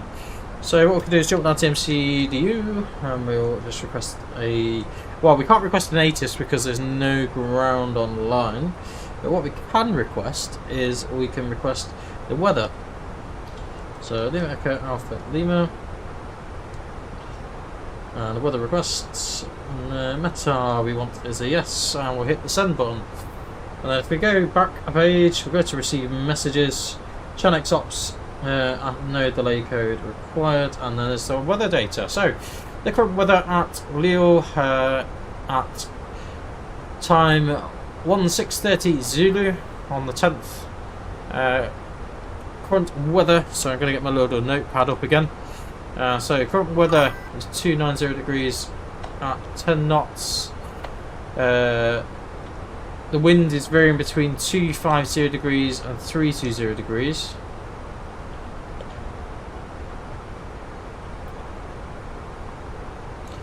Cavacay, which means it's not going to realistically change. So the current temperature is 15, dew point of 01 degrees. QNH is 1023 with no significant change. So basically what we want to do is head over to our performance page now. And we want to obviously pop these details in. So we said the QNH is 1023. The temperature is currently 15 degrees, so we don't want the dew point, we just want the temperature in there. The wind is currently 290 at 10 knots, so fairly calm winds to be fair. And that will be a nice tailwind as well, won't it? Because the runway heading is 280 degrees, so it's going to be pretty much a tailwind for us. Transition level 075, and then we just need to have a look. So we're doing an RNAV runway 28 Zulu. We'll have a look at all these charts in a moment, but we want to have a look at our decision heights.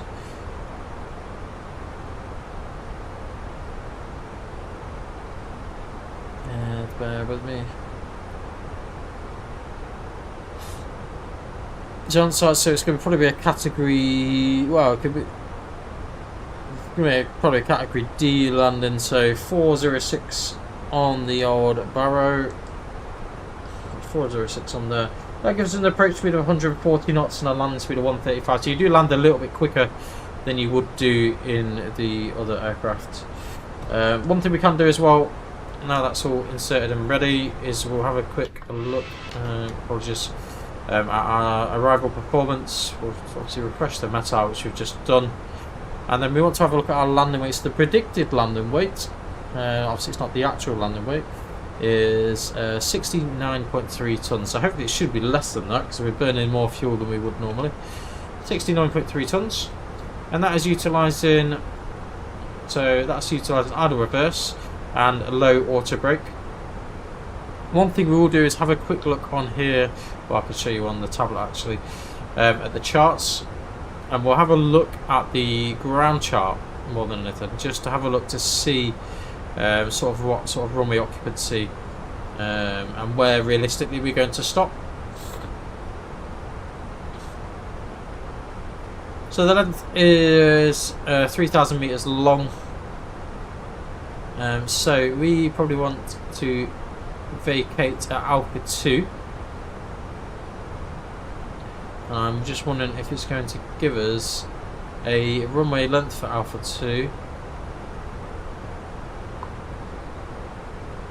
So Alpha 4's there. So it's realistically going to be probably, oh sorry, runway 2.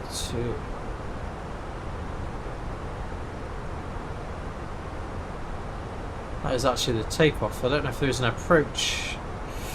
Let's have a quick look. There may be some approach charts there as well. It may give us a little bit more information about when to vacate, but they may not.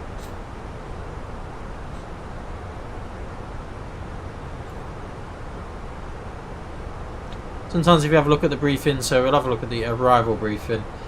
And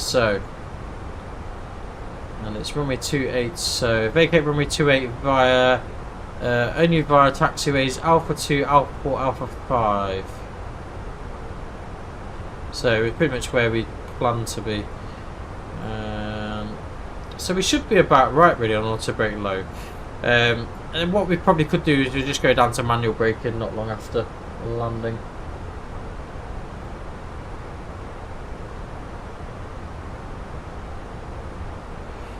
Yeah, so auto brake low will be fine. Let's have a good look at the charts then. So we'll have, well, look at the starred ones to be fair. So Valencia 3 November arrival is what we're going on. So to give you guys a bit of an idea, so let's not draw everything. So this is where we're going to intercept from. So we need to be at flight level 100 or above flight level 100 at this point. We're going to be going on a track of 168 degrees, and this is the Valencia 3 November. We can hold here if we need to lose a little bit of altitude. I'm hoping that we don't. It recommends a flight level 80 at this point here. The minimum safe altitude is 7,100 feet in this vicinity. Then we go out to Bizor, and that's 20 nautical miles from the airport.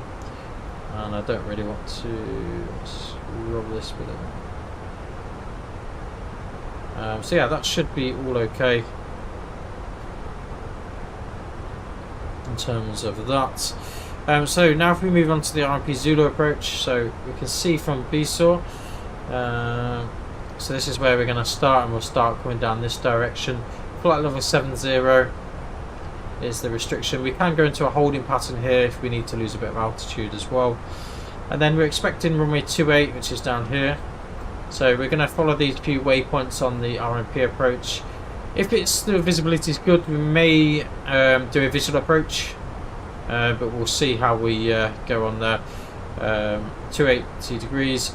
Our restriction, so once we are at 05 Echo, so at this point here we need to be at 1,700 feet, and at this point here 2,500 feet.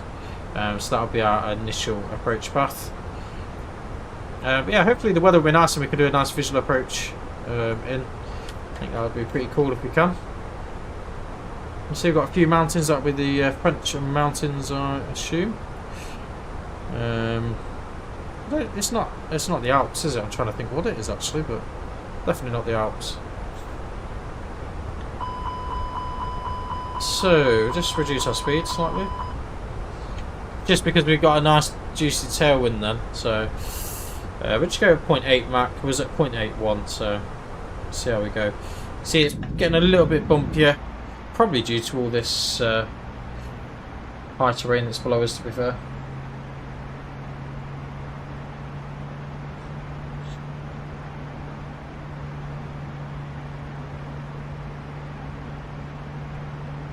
So guys, we're about to go into the other airspace. Let's see, it's getting a little bit bumpier now, and that's where we were informed it would get a little bit bumpy. We'll see how we go. So please contact me on 132580, which is what we've already tuned. I'm just going to make sure what the controls.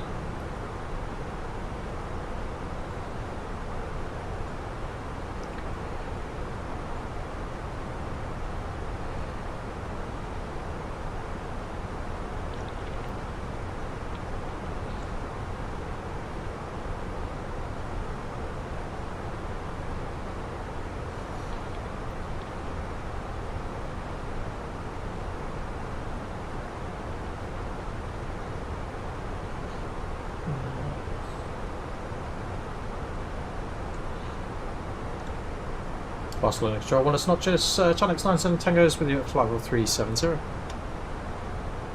Channel 97 Tango Barcelona, buenas noches, Squawk 1000. Squawk 1000, Channel 97 Tango. Barcelona Control, 4 from the blue cap level. Trying a bit of Spanish out there, eh? Two stations at once, first EG6 for Papa Delta, Barcelona, hello, identified, when ready, descent flight level 200. Thank you, when ready, descent flight level 100. 200. EG6 for Papa Delta, negative, flight level 200. Okay, when ready, descent 200. So we'll see how the And weather's EG6 for Papa Delta, you are cleared for the Lores 1 Papa arrival, expect ILS approach, runway 24 left. So we're expecting the Lancia 3 November. 24 left. EG6 for Papa Delta.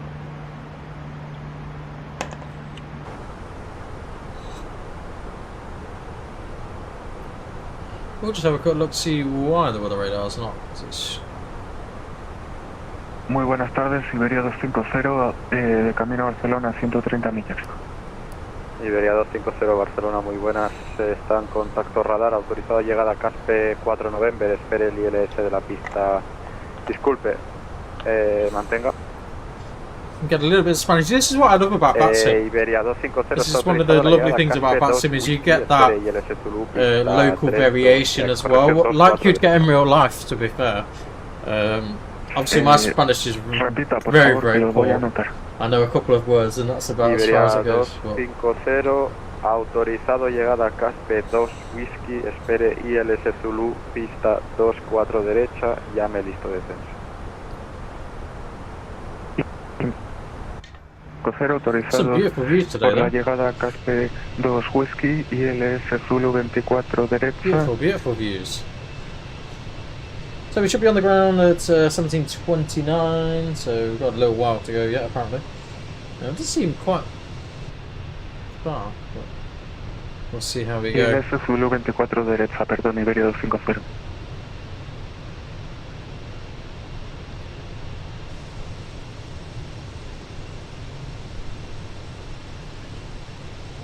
I say it is a little bit bumpy over this direction at the moment, but it's to be expected really. We're over a mountainous area. We're just hitting the tail of it by the look of it. It should settle down a little bit. We get this mainly a crosswind though, really, that we're anticipating.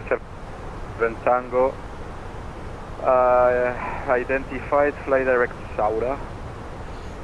Direct Saura, Channel 97 Tango. Saura. S-A-U. Iberia 4 direct to get 5210 minutes out of control. Direct Saura. Confirm 10 minutes.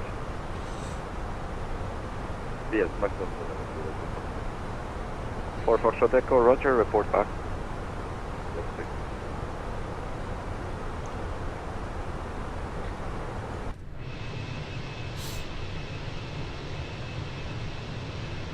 There we go. If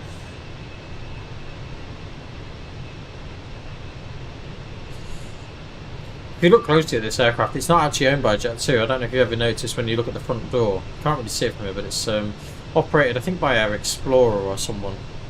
It's one of the other airlines. It'd be nice if we do get a nice Jet2 Holidays livery from Phoenix, though.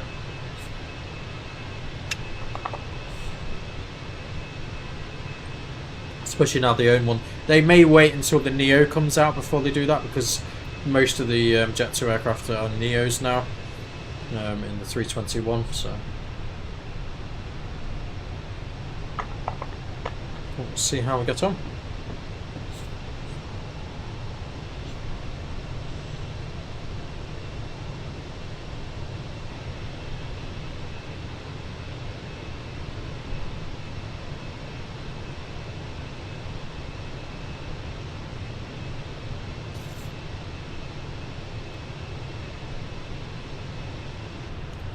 Such good views though. Like I said, I think it is going to be a little bit dark the time we get down. Those 2-9er, 8-9ers soon leaving my airspace. Monitor advisory 122 decimal 8 over. Advisory 122 decimal 8. So we'll have a quick look to see where our top of descent's going to be. I don't think it's that far away realistically. Quick gunner. So it's actually about 120 miles top of descent. So we want to be able to flight level 100. So chances are we'll probably Valencia will probably be about flight level 200. Then make this slow approach down. You'll see we've got flight plan discontinuity here at the minute, but that is fine. We can just clear that, and that will give us our next lot of route in there. So if we go onto the plan, look, that is the routing plan for us, and then pretty much straight in approach. So yeah, there we go.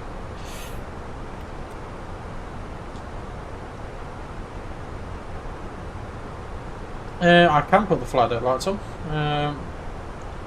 Do you mean actually what I'm seeing here, or I can pop them? It's fair. I don't think it's going to make much difference to there. What we can do there is we can brighten up a little bit with the.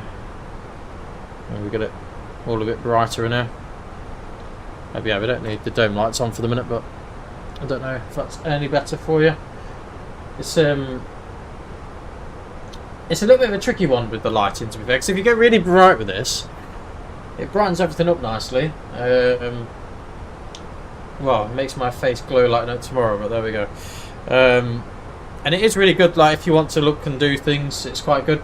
It just, obviously with the camera angles, it causes a little bit of a issue, because obviously it looks outwards. Iberia 250, listos para el descenso. So we go back to Mach 0.81, I think. Iberia 250 descienda para nivel de vuelo 200. Nivel de vuelo 200, Iberia 250. At least it's giving us a little bit of a shortcut though. It's always helpful.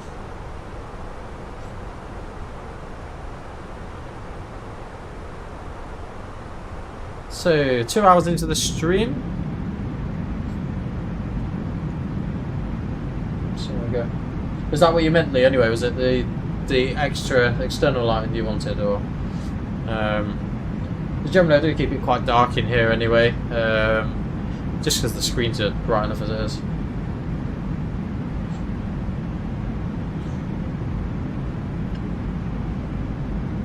Maybe I can just turn it down before landing. A lovely sunset coming in there. Lovely, lovely sunset.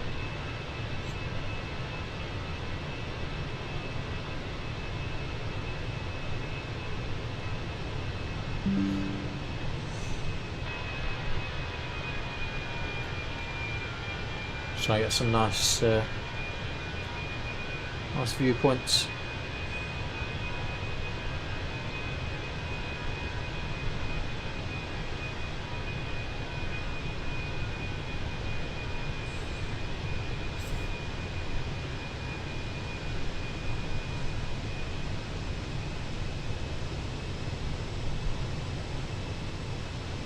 There we go.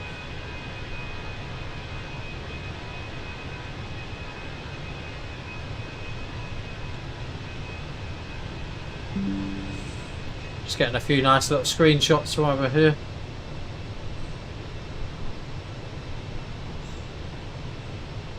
There you go, that's what the one I was after.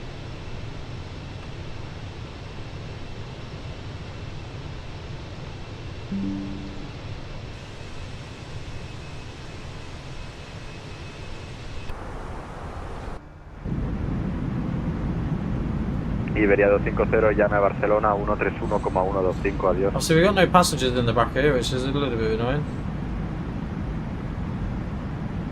Easy 64 Papa Delta, contact Palma, control 119.155. Probably because I've not updated anything. Palma that's control good, I guess. 119.155, thank you, Easy 64 Papa Delta.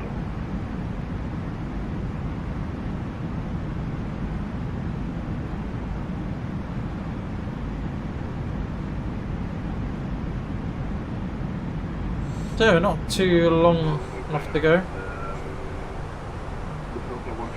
Not long at all, really. I'm going to turn this down a touch there.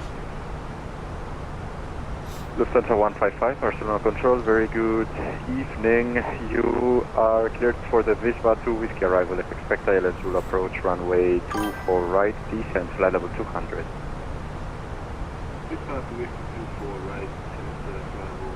There is a little bit of delay with YouTube, to be fair.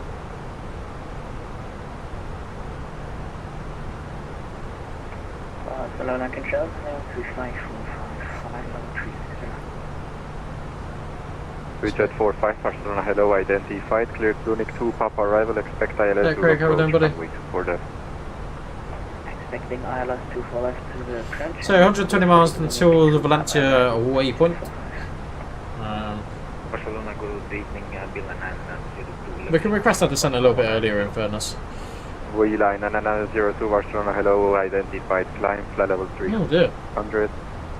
So apparently my Streamlabs access has been suspended for YouTube, which is lovely of them to do that, and that right the way through a stream. Great. And I don't understand why they've done that. And this is why I'm starting to fall out of love with TikTok, sorry, not YouTube. Why do they keep doing this? And the problem is I can't restart it whilst being like that. So I'm going to have a quick look at... it says how my access is approved. This is what I don't understand. Barcelona control, buenas tardes, Boeing 45 Tango Juliet, flight level 300. Boeing 45 Tango Juliet, Barcelona, hello, cleared Caspe 2, Whiskey arrival, expect ILS will approach runway 24 right, report when ready for descent. Caspe 2, Whiskey arrival, Zulu, ILS Zulu 24 I don't know right. what you said, Lee, I'm sure you dropped there was a message on you. But... 5 Tango Juliet. Oh, well, that's TikTok out of the question today then. This is why I'm starting to fall out of love with it a little bit. I don't know if you guys... I'm guessing YouTube, I've not actually looked since I've changed it. But you I should be able to watch it now in both portrait and landscape view. Should work. What's going on here? Even YouTube looks different now.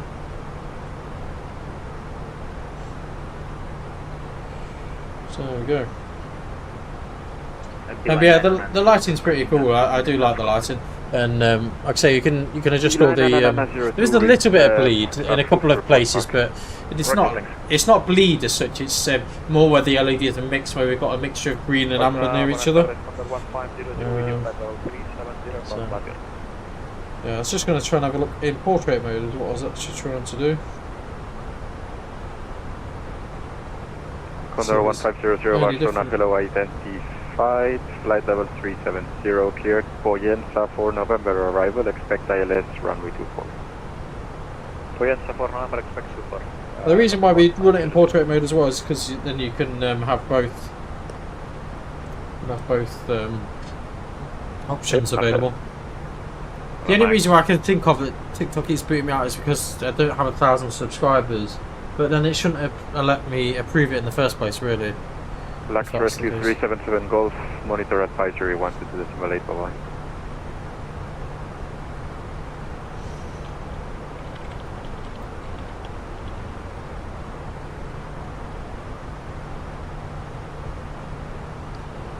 But we'll see how we go.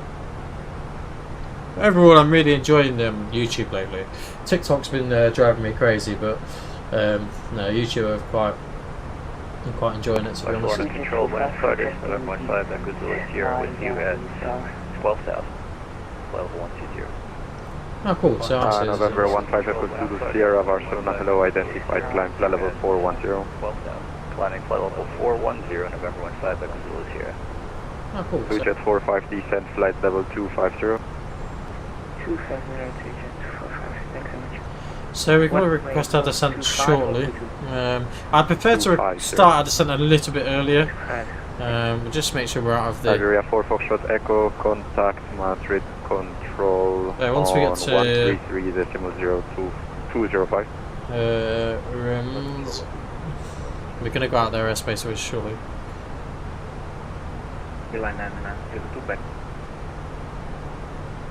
Welcome back.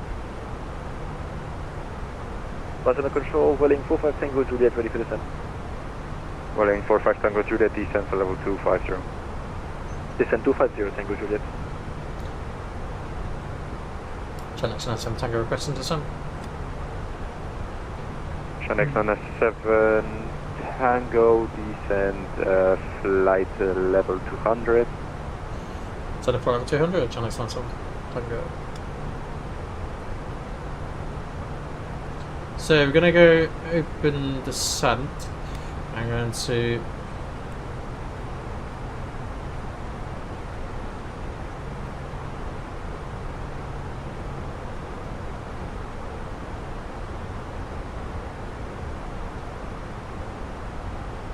manage speed, obviously.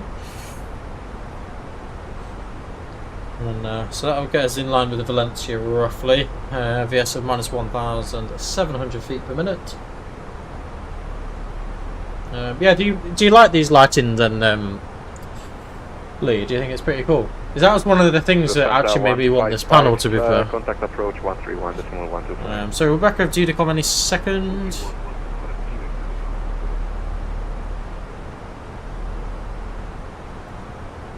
Shanix 97 Tango, shortly leaving my airspace, monitor advisory, wanted to simulate line.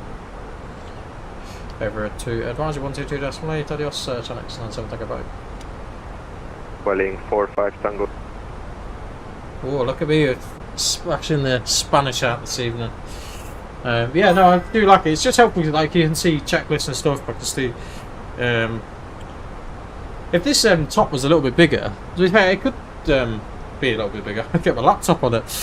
Dude, there's some uni work done whilst we're in mid-flight. But no, it doesn't really make for a good stream, that. So, yeah, so TikTok have banned me again. I don't know what I've done wrong again. They're constantly banning me for something. And I don't know what it is. I don't know if someone reports it or what happens, but they're constantly ending my live streams. Which is really frustrating on Streamlabs because you can't just restart it. Either you have to basically start all over again, which is another reason why I record a lot of the videos as well and then upload them after. And I must admit, I'm starting to fall out of love a little bit with it. So we're back on a Unicom now. Hopefully we'll go for the visual approach. I'm hoping for a visual approach. Just depends on what if the daylight holds out.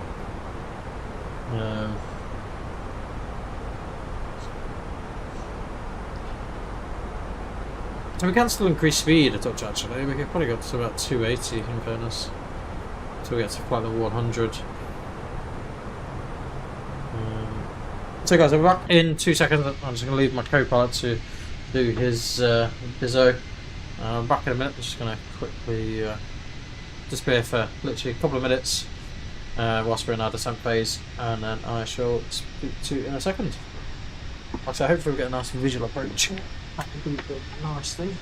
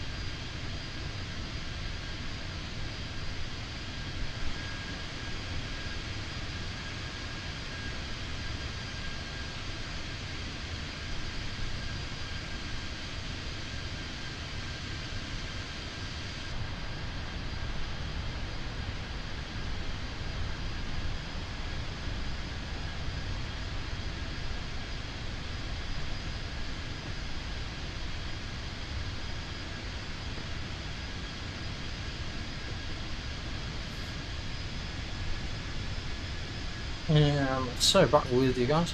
Lee, is the chair comfortable? Fairly comfortable. I think it could be more comfortable, to be honest. I know of people that have had the seat reupholstered or bought extra bits for the seating. There is a backrest that you get with it.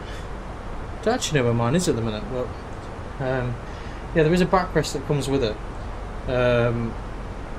which I personally don't have in. I find it brings me too forward in the seat, so I just keep it in this position. Obviously, you can recline the seat as well, which is pretty cool. So if you want to have a snooze for a bit, then you can do. Obviously, you can have it upright as well. But no, it's pretty cool. They're definitely worth the money. Like, they're well built. I'll give you that. Very, very well built.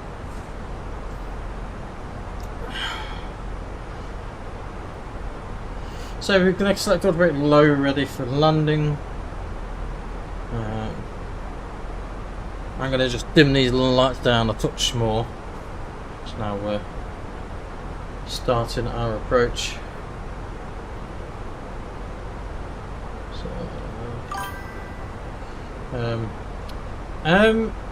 they're very expensively. That's how much they are.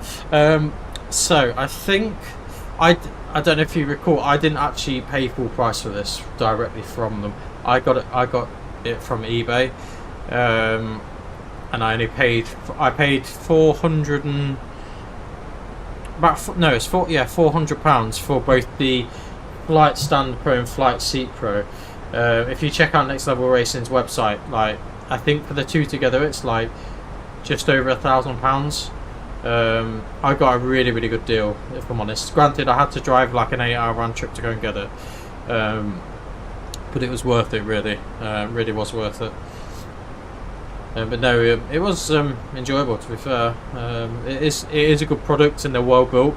They're not like toy level. You can get cheaper ones, but I would say it's worth spending the extra money. It has a lot better mounted options as well. Obviously, the screen stand is completely separate. I got that on a separate transaction, also from eBay. It's just a case of scouring eBay. It really is. Just having a look on eBay, and occasionally they'll pop up, but the problem is they go really, really quickly. But no, the guy that I bought this from, he basically just needed to get rid of it. So his son was moving back in with him or something along them lines, and he basically just needed to get rid of it really quickly. So he was happy just to take like just a really, really cheap price for it, as long as I could get rid of it within like a week. Thankfully I was off that weekend, so there we go. So we're just going to dim the lighting down again for a little bit. The only thing I'm not sure how we're going to do with the new wing throttle is how I'm going to set my trim settings, because at the minute obviously we do that differently. So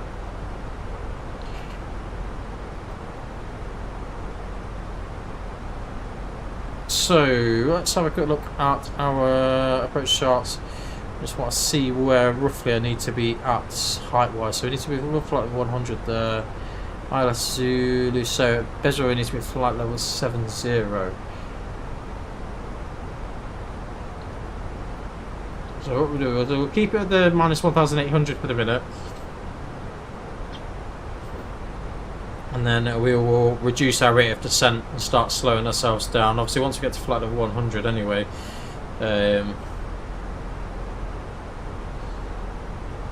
we need to obviously start slowing ourselves down. With this aircraft, it takes a little bit longer to slow. It's come just in time though, Lee, to be fair, this new throttle. I don't know if you saw the other day, my speed brake arm lever snapped. I don't know what happened to it. I'm going to try and repair it, to be fair. Like I say, we are going to be selling this throttle anyway. I obviously have to make a note that this is faulty. But the throttles and everything work okay. But yeah, I just can't arm the speed brake at the minute. It literally came off in my hand. I was like, oh, that's not meant to do that. But there we go. Just is what it is. So it's coming good time, the new one from Wing, and hopefully that'll definitely be a bit more robust because it's metal. Oh, you got a cheap one of you. So where is it from, out of interest? Do you know what it was called? The reason why I ask is because I was looking at a cheaper one, and I was toying with the idea because it was cheaper than this. But I am pleased overall, I think, of getting this. So if you look to the left hand side, we should see Alicante. I see. Oh, that's another airport down there. And see where Alicante, sorry, where Benidorm is. I may have actually already flown past it a little bit. Normally you can see the rock out of there, but there we go. Maybe I've already missed it. So we're at flight level 200. Once we get to about 1,400, we'll start get the seatbelt signs on and we'll get the cabin ready for landing. We'll get the logo lights on, the strobes can come back on as well. Oh, was it like one of the eBay ones? I'm trying to think what it was called, the one I was looking at. But yeah, it's probably the same one that I was looking at. Oh, is the speed control pretty cool? Oh, you started calling it the proper thing. I still call it Wing Wing. I still think that name sounds better, to be honest, but I suppose it does make sense in a way because it is control columns and control surfaces that they do. So we're at inbound Valencia now. We're going to reduce the rate of descent to be at flight level 700 by that waypoint.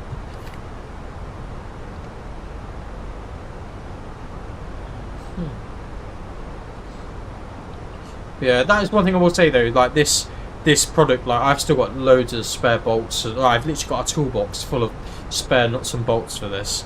So I would say keep an eye on eBay if there is one, mate. It is really, really well built. The only thing I will say is it weighs a ton, so make sure your floorboards can support it. I think it weighs about, the box is about 50 kg, I think, for both together. So it weighs quite a lot. Getting it up the stairs was a nightmare. But obviously I bought it in bits to an extent, not all of it. It wasn't in complete kit form like it initially comes. Yeah, keep an eye out, buddy. They are really, really worthwhile, and the mounting options are really good. Like at the minute, I don't actually have many things properly mounted, and that's because obviously we're still developing the setup over time. Once I get to a point where we're happy with the setup, like when this throttle comes, that's going to be properly secured and mounted. But to be honest, I just like the EPIS and FCU. That is just mounted. You know, like I can't think what they call them. They're like Velcro strips that you can hang things off. Like they're good for like picture frames and things. Command hooks. Is it command hooks? I'm sure it is. That's all I use on these 2FX. They don't move an inch. Like this MCU's been secure like that for weeks. Though that is going to be properly bolted down as well once we get the new throttle as well. Just got to work out how we're going to mount it. That's the only thing. I'm not quite sure how we're going to do it, but I'm sure we'll work it out. So you'll probably find the throttle will come a little bit further out than it is at the moment.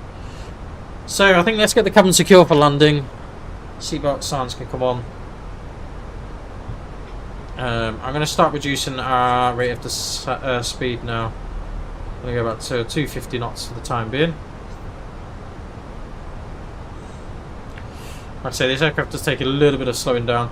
We are going to have terrain on navigation because we have got some high terrain near us. We have got it on that side anyway. There's not really any weather to worry about at the minute.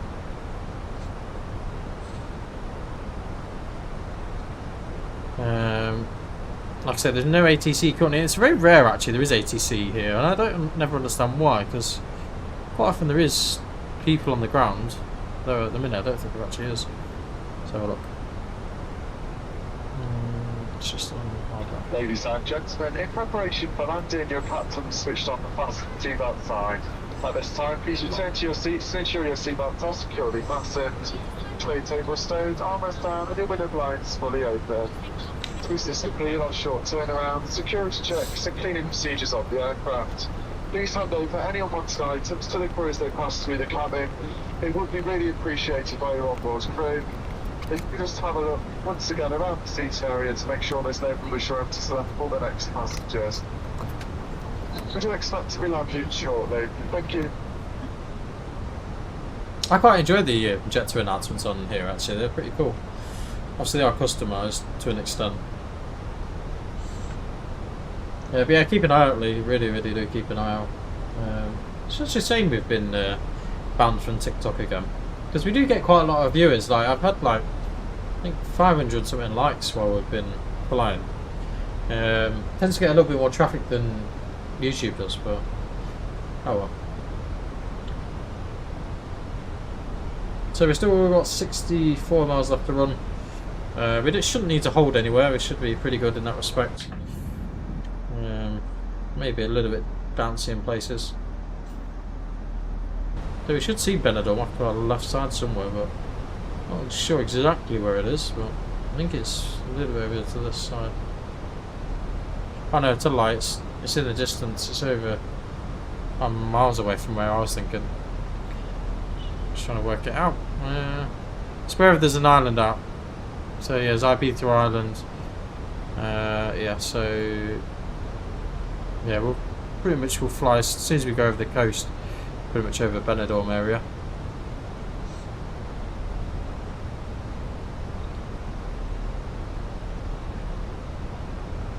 So then what we'll do is just do a quick weather check, make sure nothing has changed with the weather. Don't think it would have done.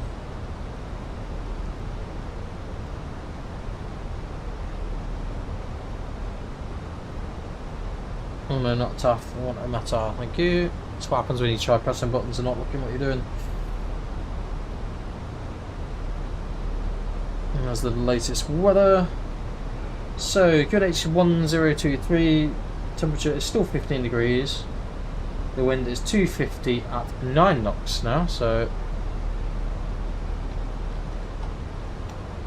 we'll get that updated. Varying between 210 degrees and 290 degrees, so it's shifted around a little bit, so it may give us a little bit of a crosswind actually. It just depends on whereabouts it's varying. And that is it, no significant change. Wonderful. So let's just jump down to our performance page. We'll just update the latest winds, which is 250 at 9 knots. Everything else remains the same. 139. I'm still going to give myself an extra knot of 140 for our approach speed. A landing speed of 134. So that is us all sorted for a landing.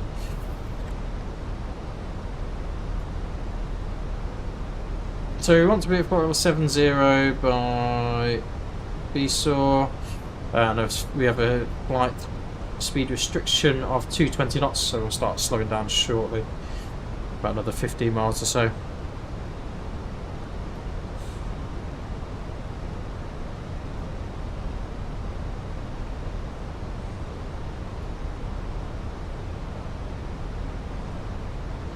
Hopefully it'll be a nice landing. Who knows though? Like I say, we're not flown this aircraft for a long while.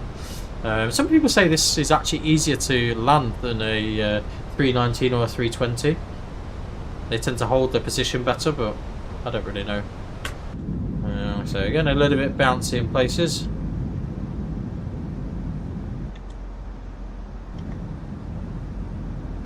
It's just to be expected really. We're flying over some high terrain, so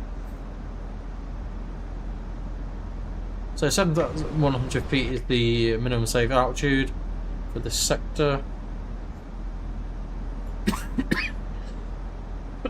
Excuse me.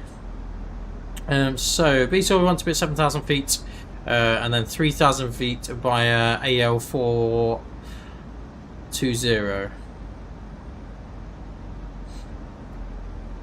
So in case of a missed approach, we'll climb. We'll go direct to AL430, which is pretty much straight ahead of the runway, then make a left turn, a max of 185 knots direct to Alpha Lima 435, which should already be programmed. Then we'll be climbing to a cruise, well, initial climb of 4,000 feet back for a second approach. We've got 3 tons of fuel extra. We have 32 minutes extra fuel, and we've also got 30 minutes final fuel as well, so fuel's all good. You find your landings are better than the 321. Fair enough. Yeah. We grew in 10 minutes to landing. We'll see how we go.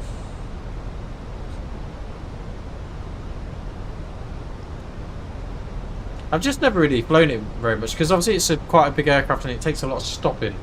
That's mainly the reason. So 2 hours we've been flying. And we're at 39 miles. So apparently it's going to take us another 10 minutes or so. About 10 minutes until landing, which is probably about right. So landing lights on, please. Well, actually, we don't need the nose lights on at the minute because we don't even have the nose out. So we're getting a little bit bouncy just with the maybe with the mountains and the winds. Still got a nice 30 knot wind at the moment. So let's start reducing our speed in a moment. So we've got to about 10 miles or so. We can start reducing the speed nicely, to be fair. I just find the 321, it needs a little bit more prep work, is what I'd say. A little bit more prep work with everything.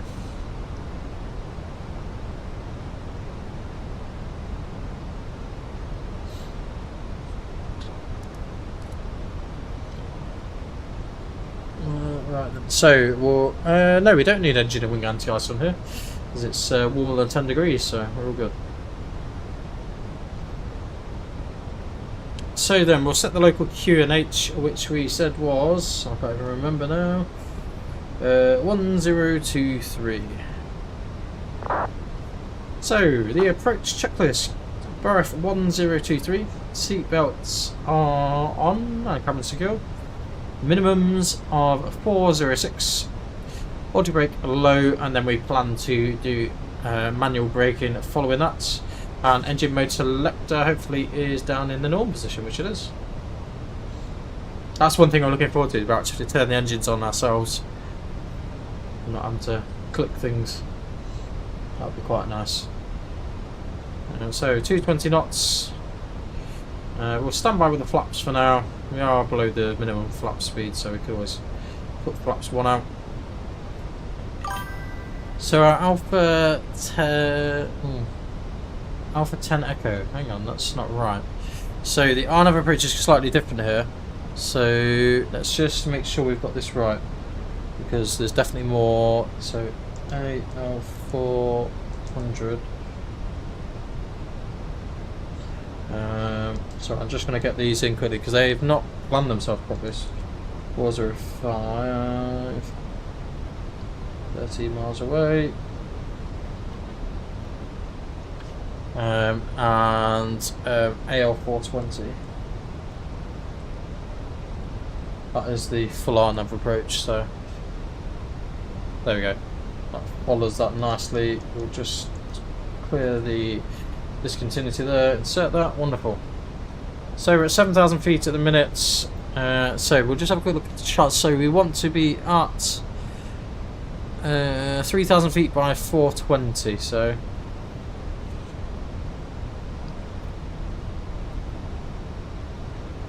there we go. So minus 1,100 feet per minute is suitable.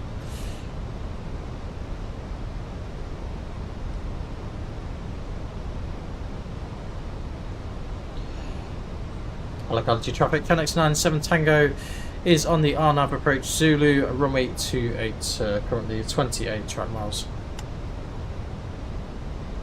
There we go. So wish us luck, hopefully all will be well. Like I say, we'll start reducing our speed incrementally.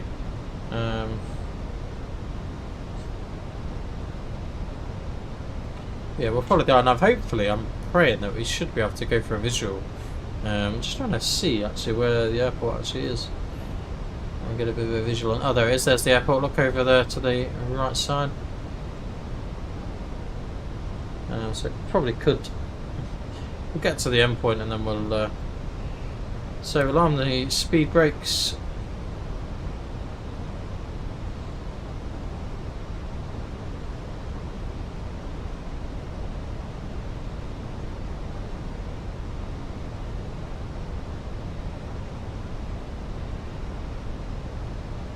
So ground altitude is 4,000 feet.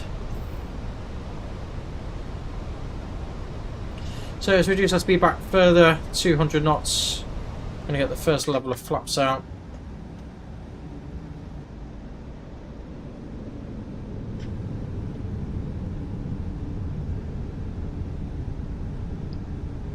So guys, it's probably realistically going to be the last time that we fly with this throttle. For the best though, it is for the best. I don't know if we can quite see the airport.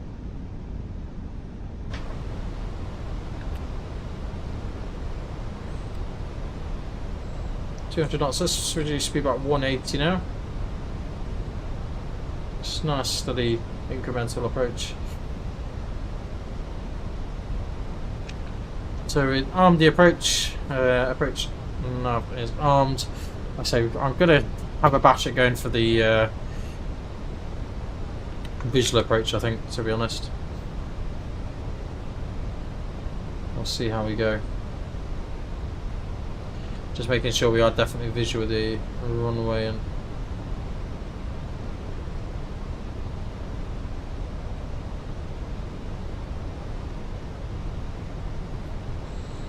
so there's no other aircraft around us at the minute, which is ideal.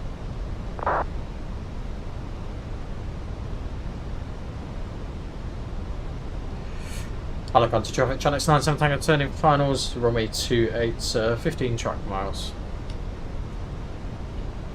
So, speed check flaps 2.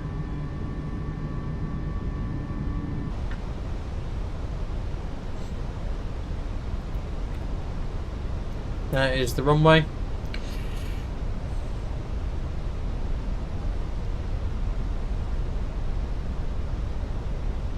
Outstar. Manual flight. Alicante traffic, Channel 97 on the visual approach 28.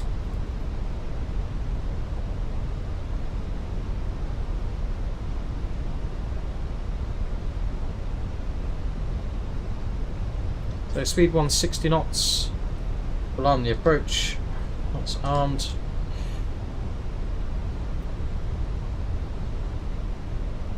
Get down.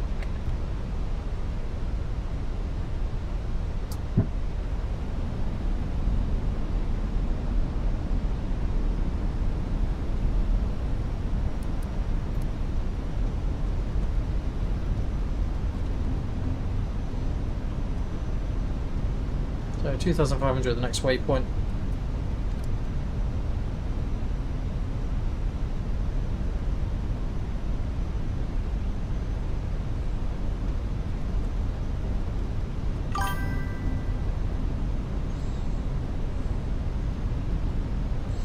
Pitch at flaps 3 and flaps 4.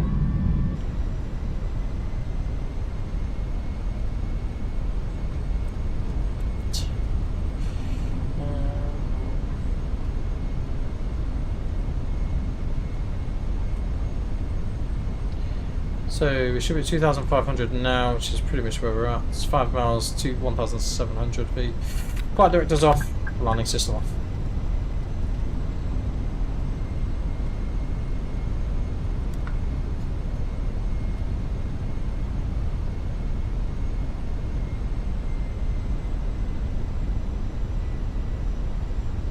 We set a track heading of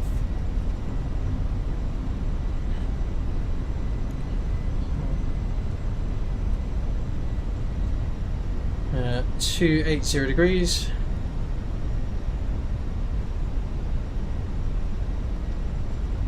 One light in.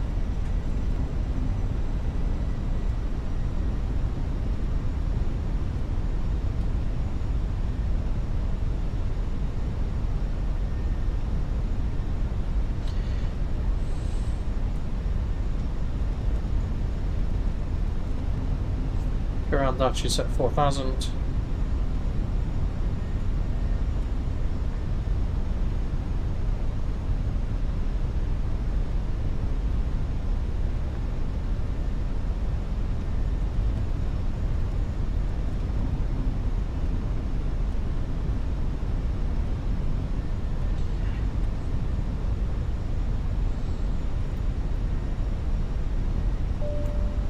Cabin crew seats for landing, please.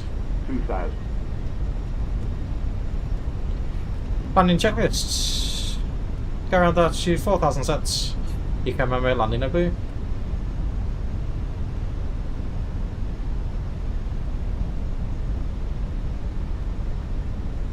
Minimum approach speed, please.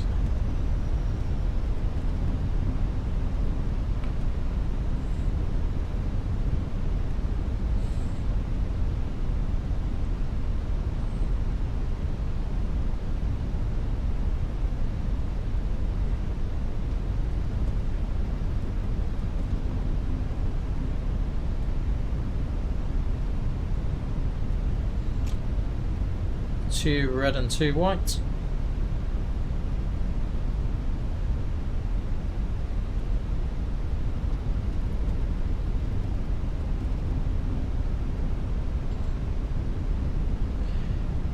Three lights correcting.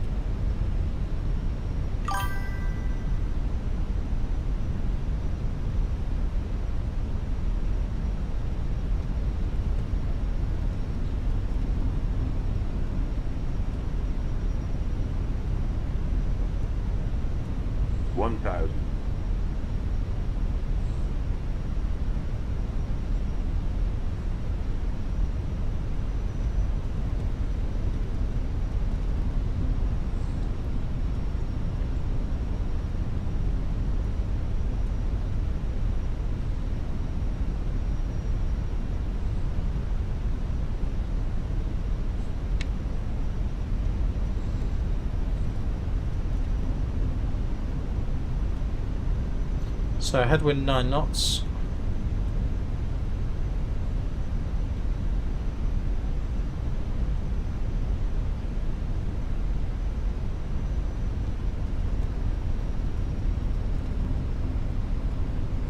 Above.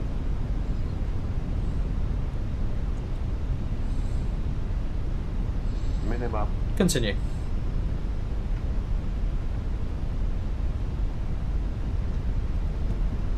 $300.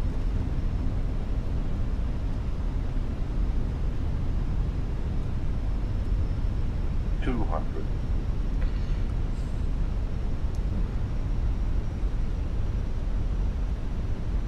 $100. 50, 40, 30, 20, retard. Transporters. Oh, bounced. Transporters, reverse green, brake low decel. Oh wow.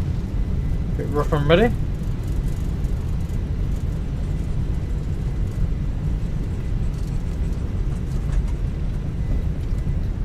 Money braking.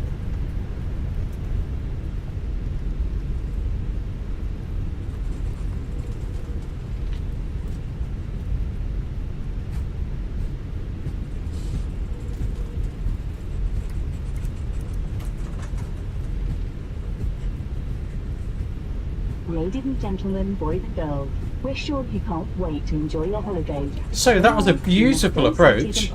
The landing was just poorly executed. I think it was a little bit low on that final bit of the approach, which is the reason why we definitely slammed it and bounced. I think maybe moving to that view was probably not the best of moves either.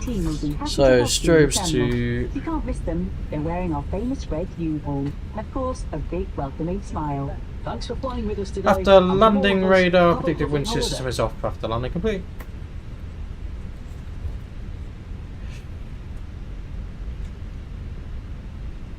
See what stand they want us on. Hopefully it's giving us a... well, it's not giving us a stand number. Alicante traffic, channel X97 Tango vacated, runway 28, runway is now clear.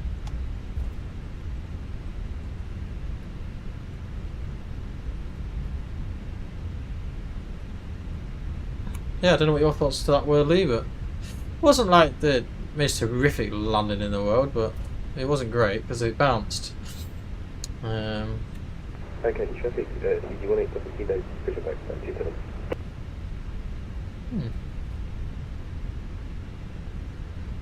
Not seeing any traffic, so he's apparently someone pushing back from the stand. So that was stand 20. Yeah, it was a very firm landing. But considering I've not flown the 321 in probably like 2 or 3 months, the approach was lovely. It really was lovely. So let's vacate left onto Alpha, and then we'll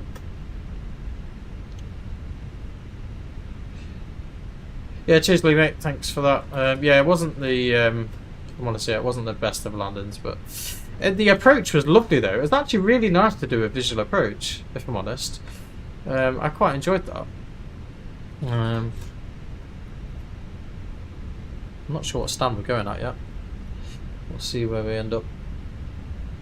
Oh. Probably go next to this other Channix, to be fair. What is he on, number 5 or something? It shows us.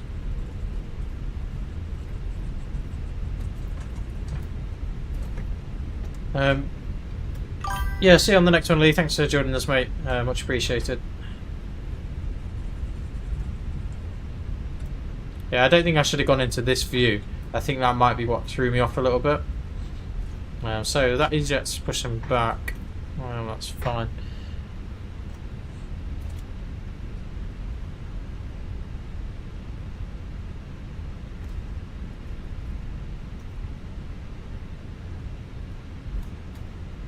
Tango 7 Tango is taxiing stand 83 next to the other Channix. I presume that's the same Channix, but there we go.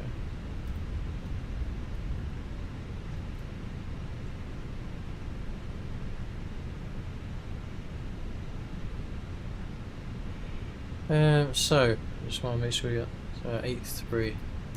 We'll get GSX warmed up for that. So 83 we want. Yeah, no, I don't need to follow me, and we'll use let's use a Sonia.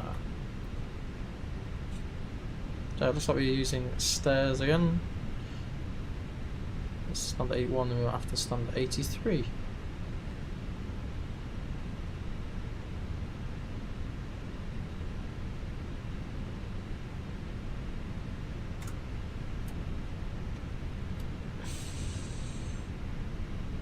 So taxi lights off.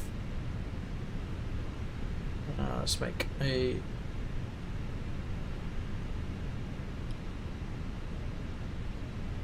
So we're way over 2 minutes post shutdown, but there's not much point in made it a little bit of oomph.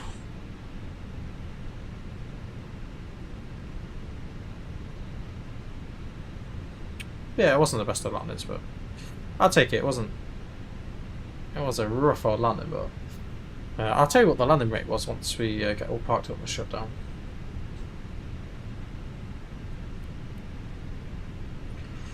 So there is someone with some buttons, but I can't see anything that's going on with them. There we go. Nose to the left.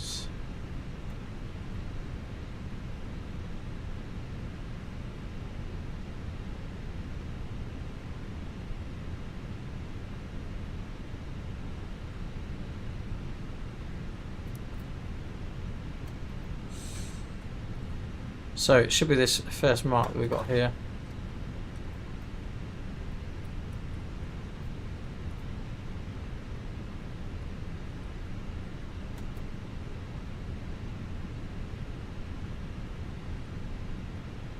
Like a brake set. Got engines, yep. So engine mode selectors 1 or 2 off.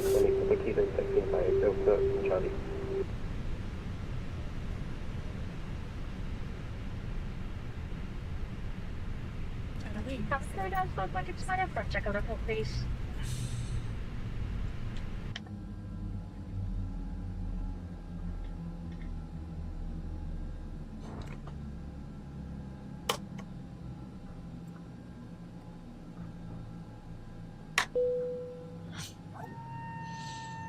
So far connected.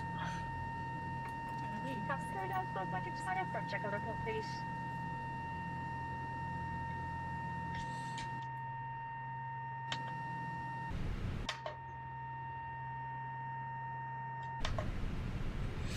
So then, parking checklists, please. Parking, brake, or chocks are set. All engines off.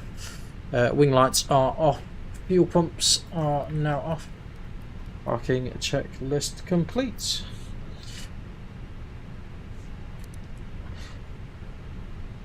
So there, guys, thank you very much for joining us on this rough old flight. Passengers bus is coming. Well, rough landing anyway. Let's have a quick review of the flight and we'll see what the landing and touchdown rate was like, but we did appear to bounce.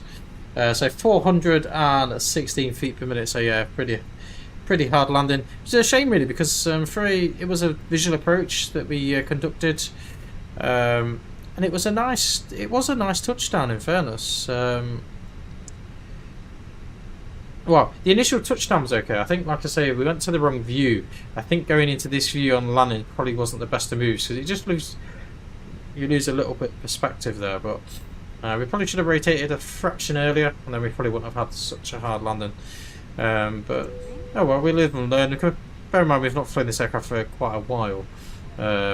It's kind of to be expected to some extent. So there, guys, see what's going on here. Everything's all ready and good to go. Like I said, the bus is just here, and then we'll just be waiting for passengers to disembark the aircraft.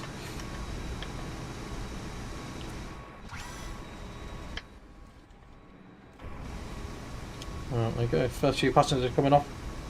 So guys, thank you very much for joining us on this short A321 flight with Jet2.com, Jet2 Holidays. Hopefully we'll see you again all very soon. We're not going to do a return leg today, just because obviously it's been quite a long flight, 2 hours 30 minutes, and we've been streaming nearly 3 hours overall.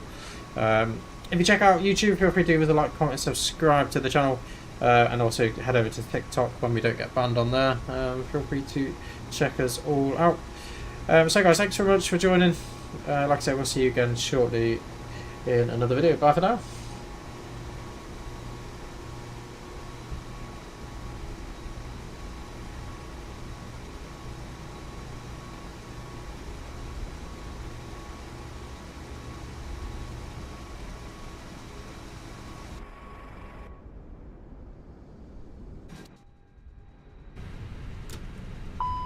Sink rate. Pull up.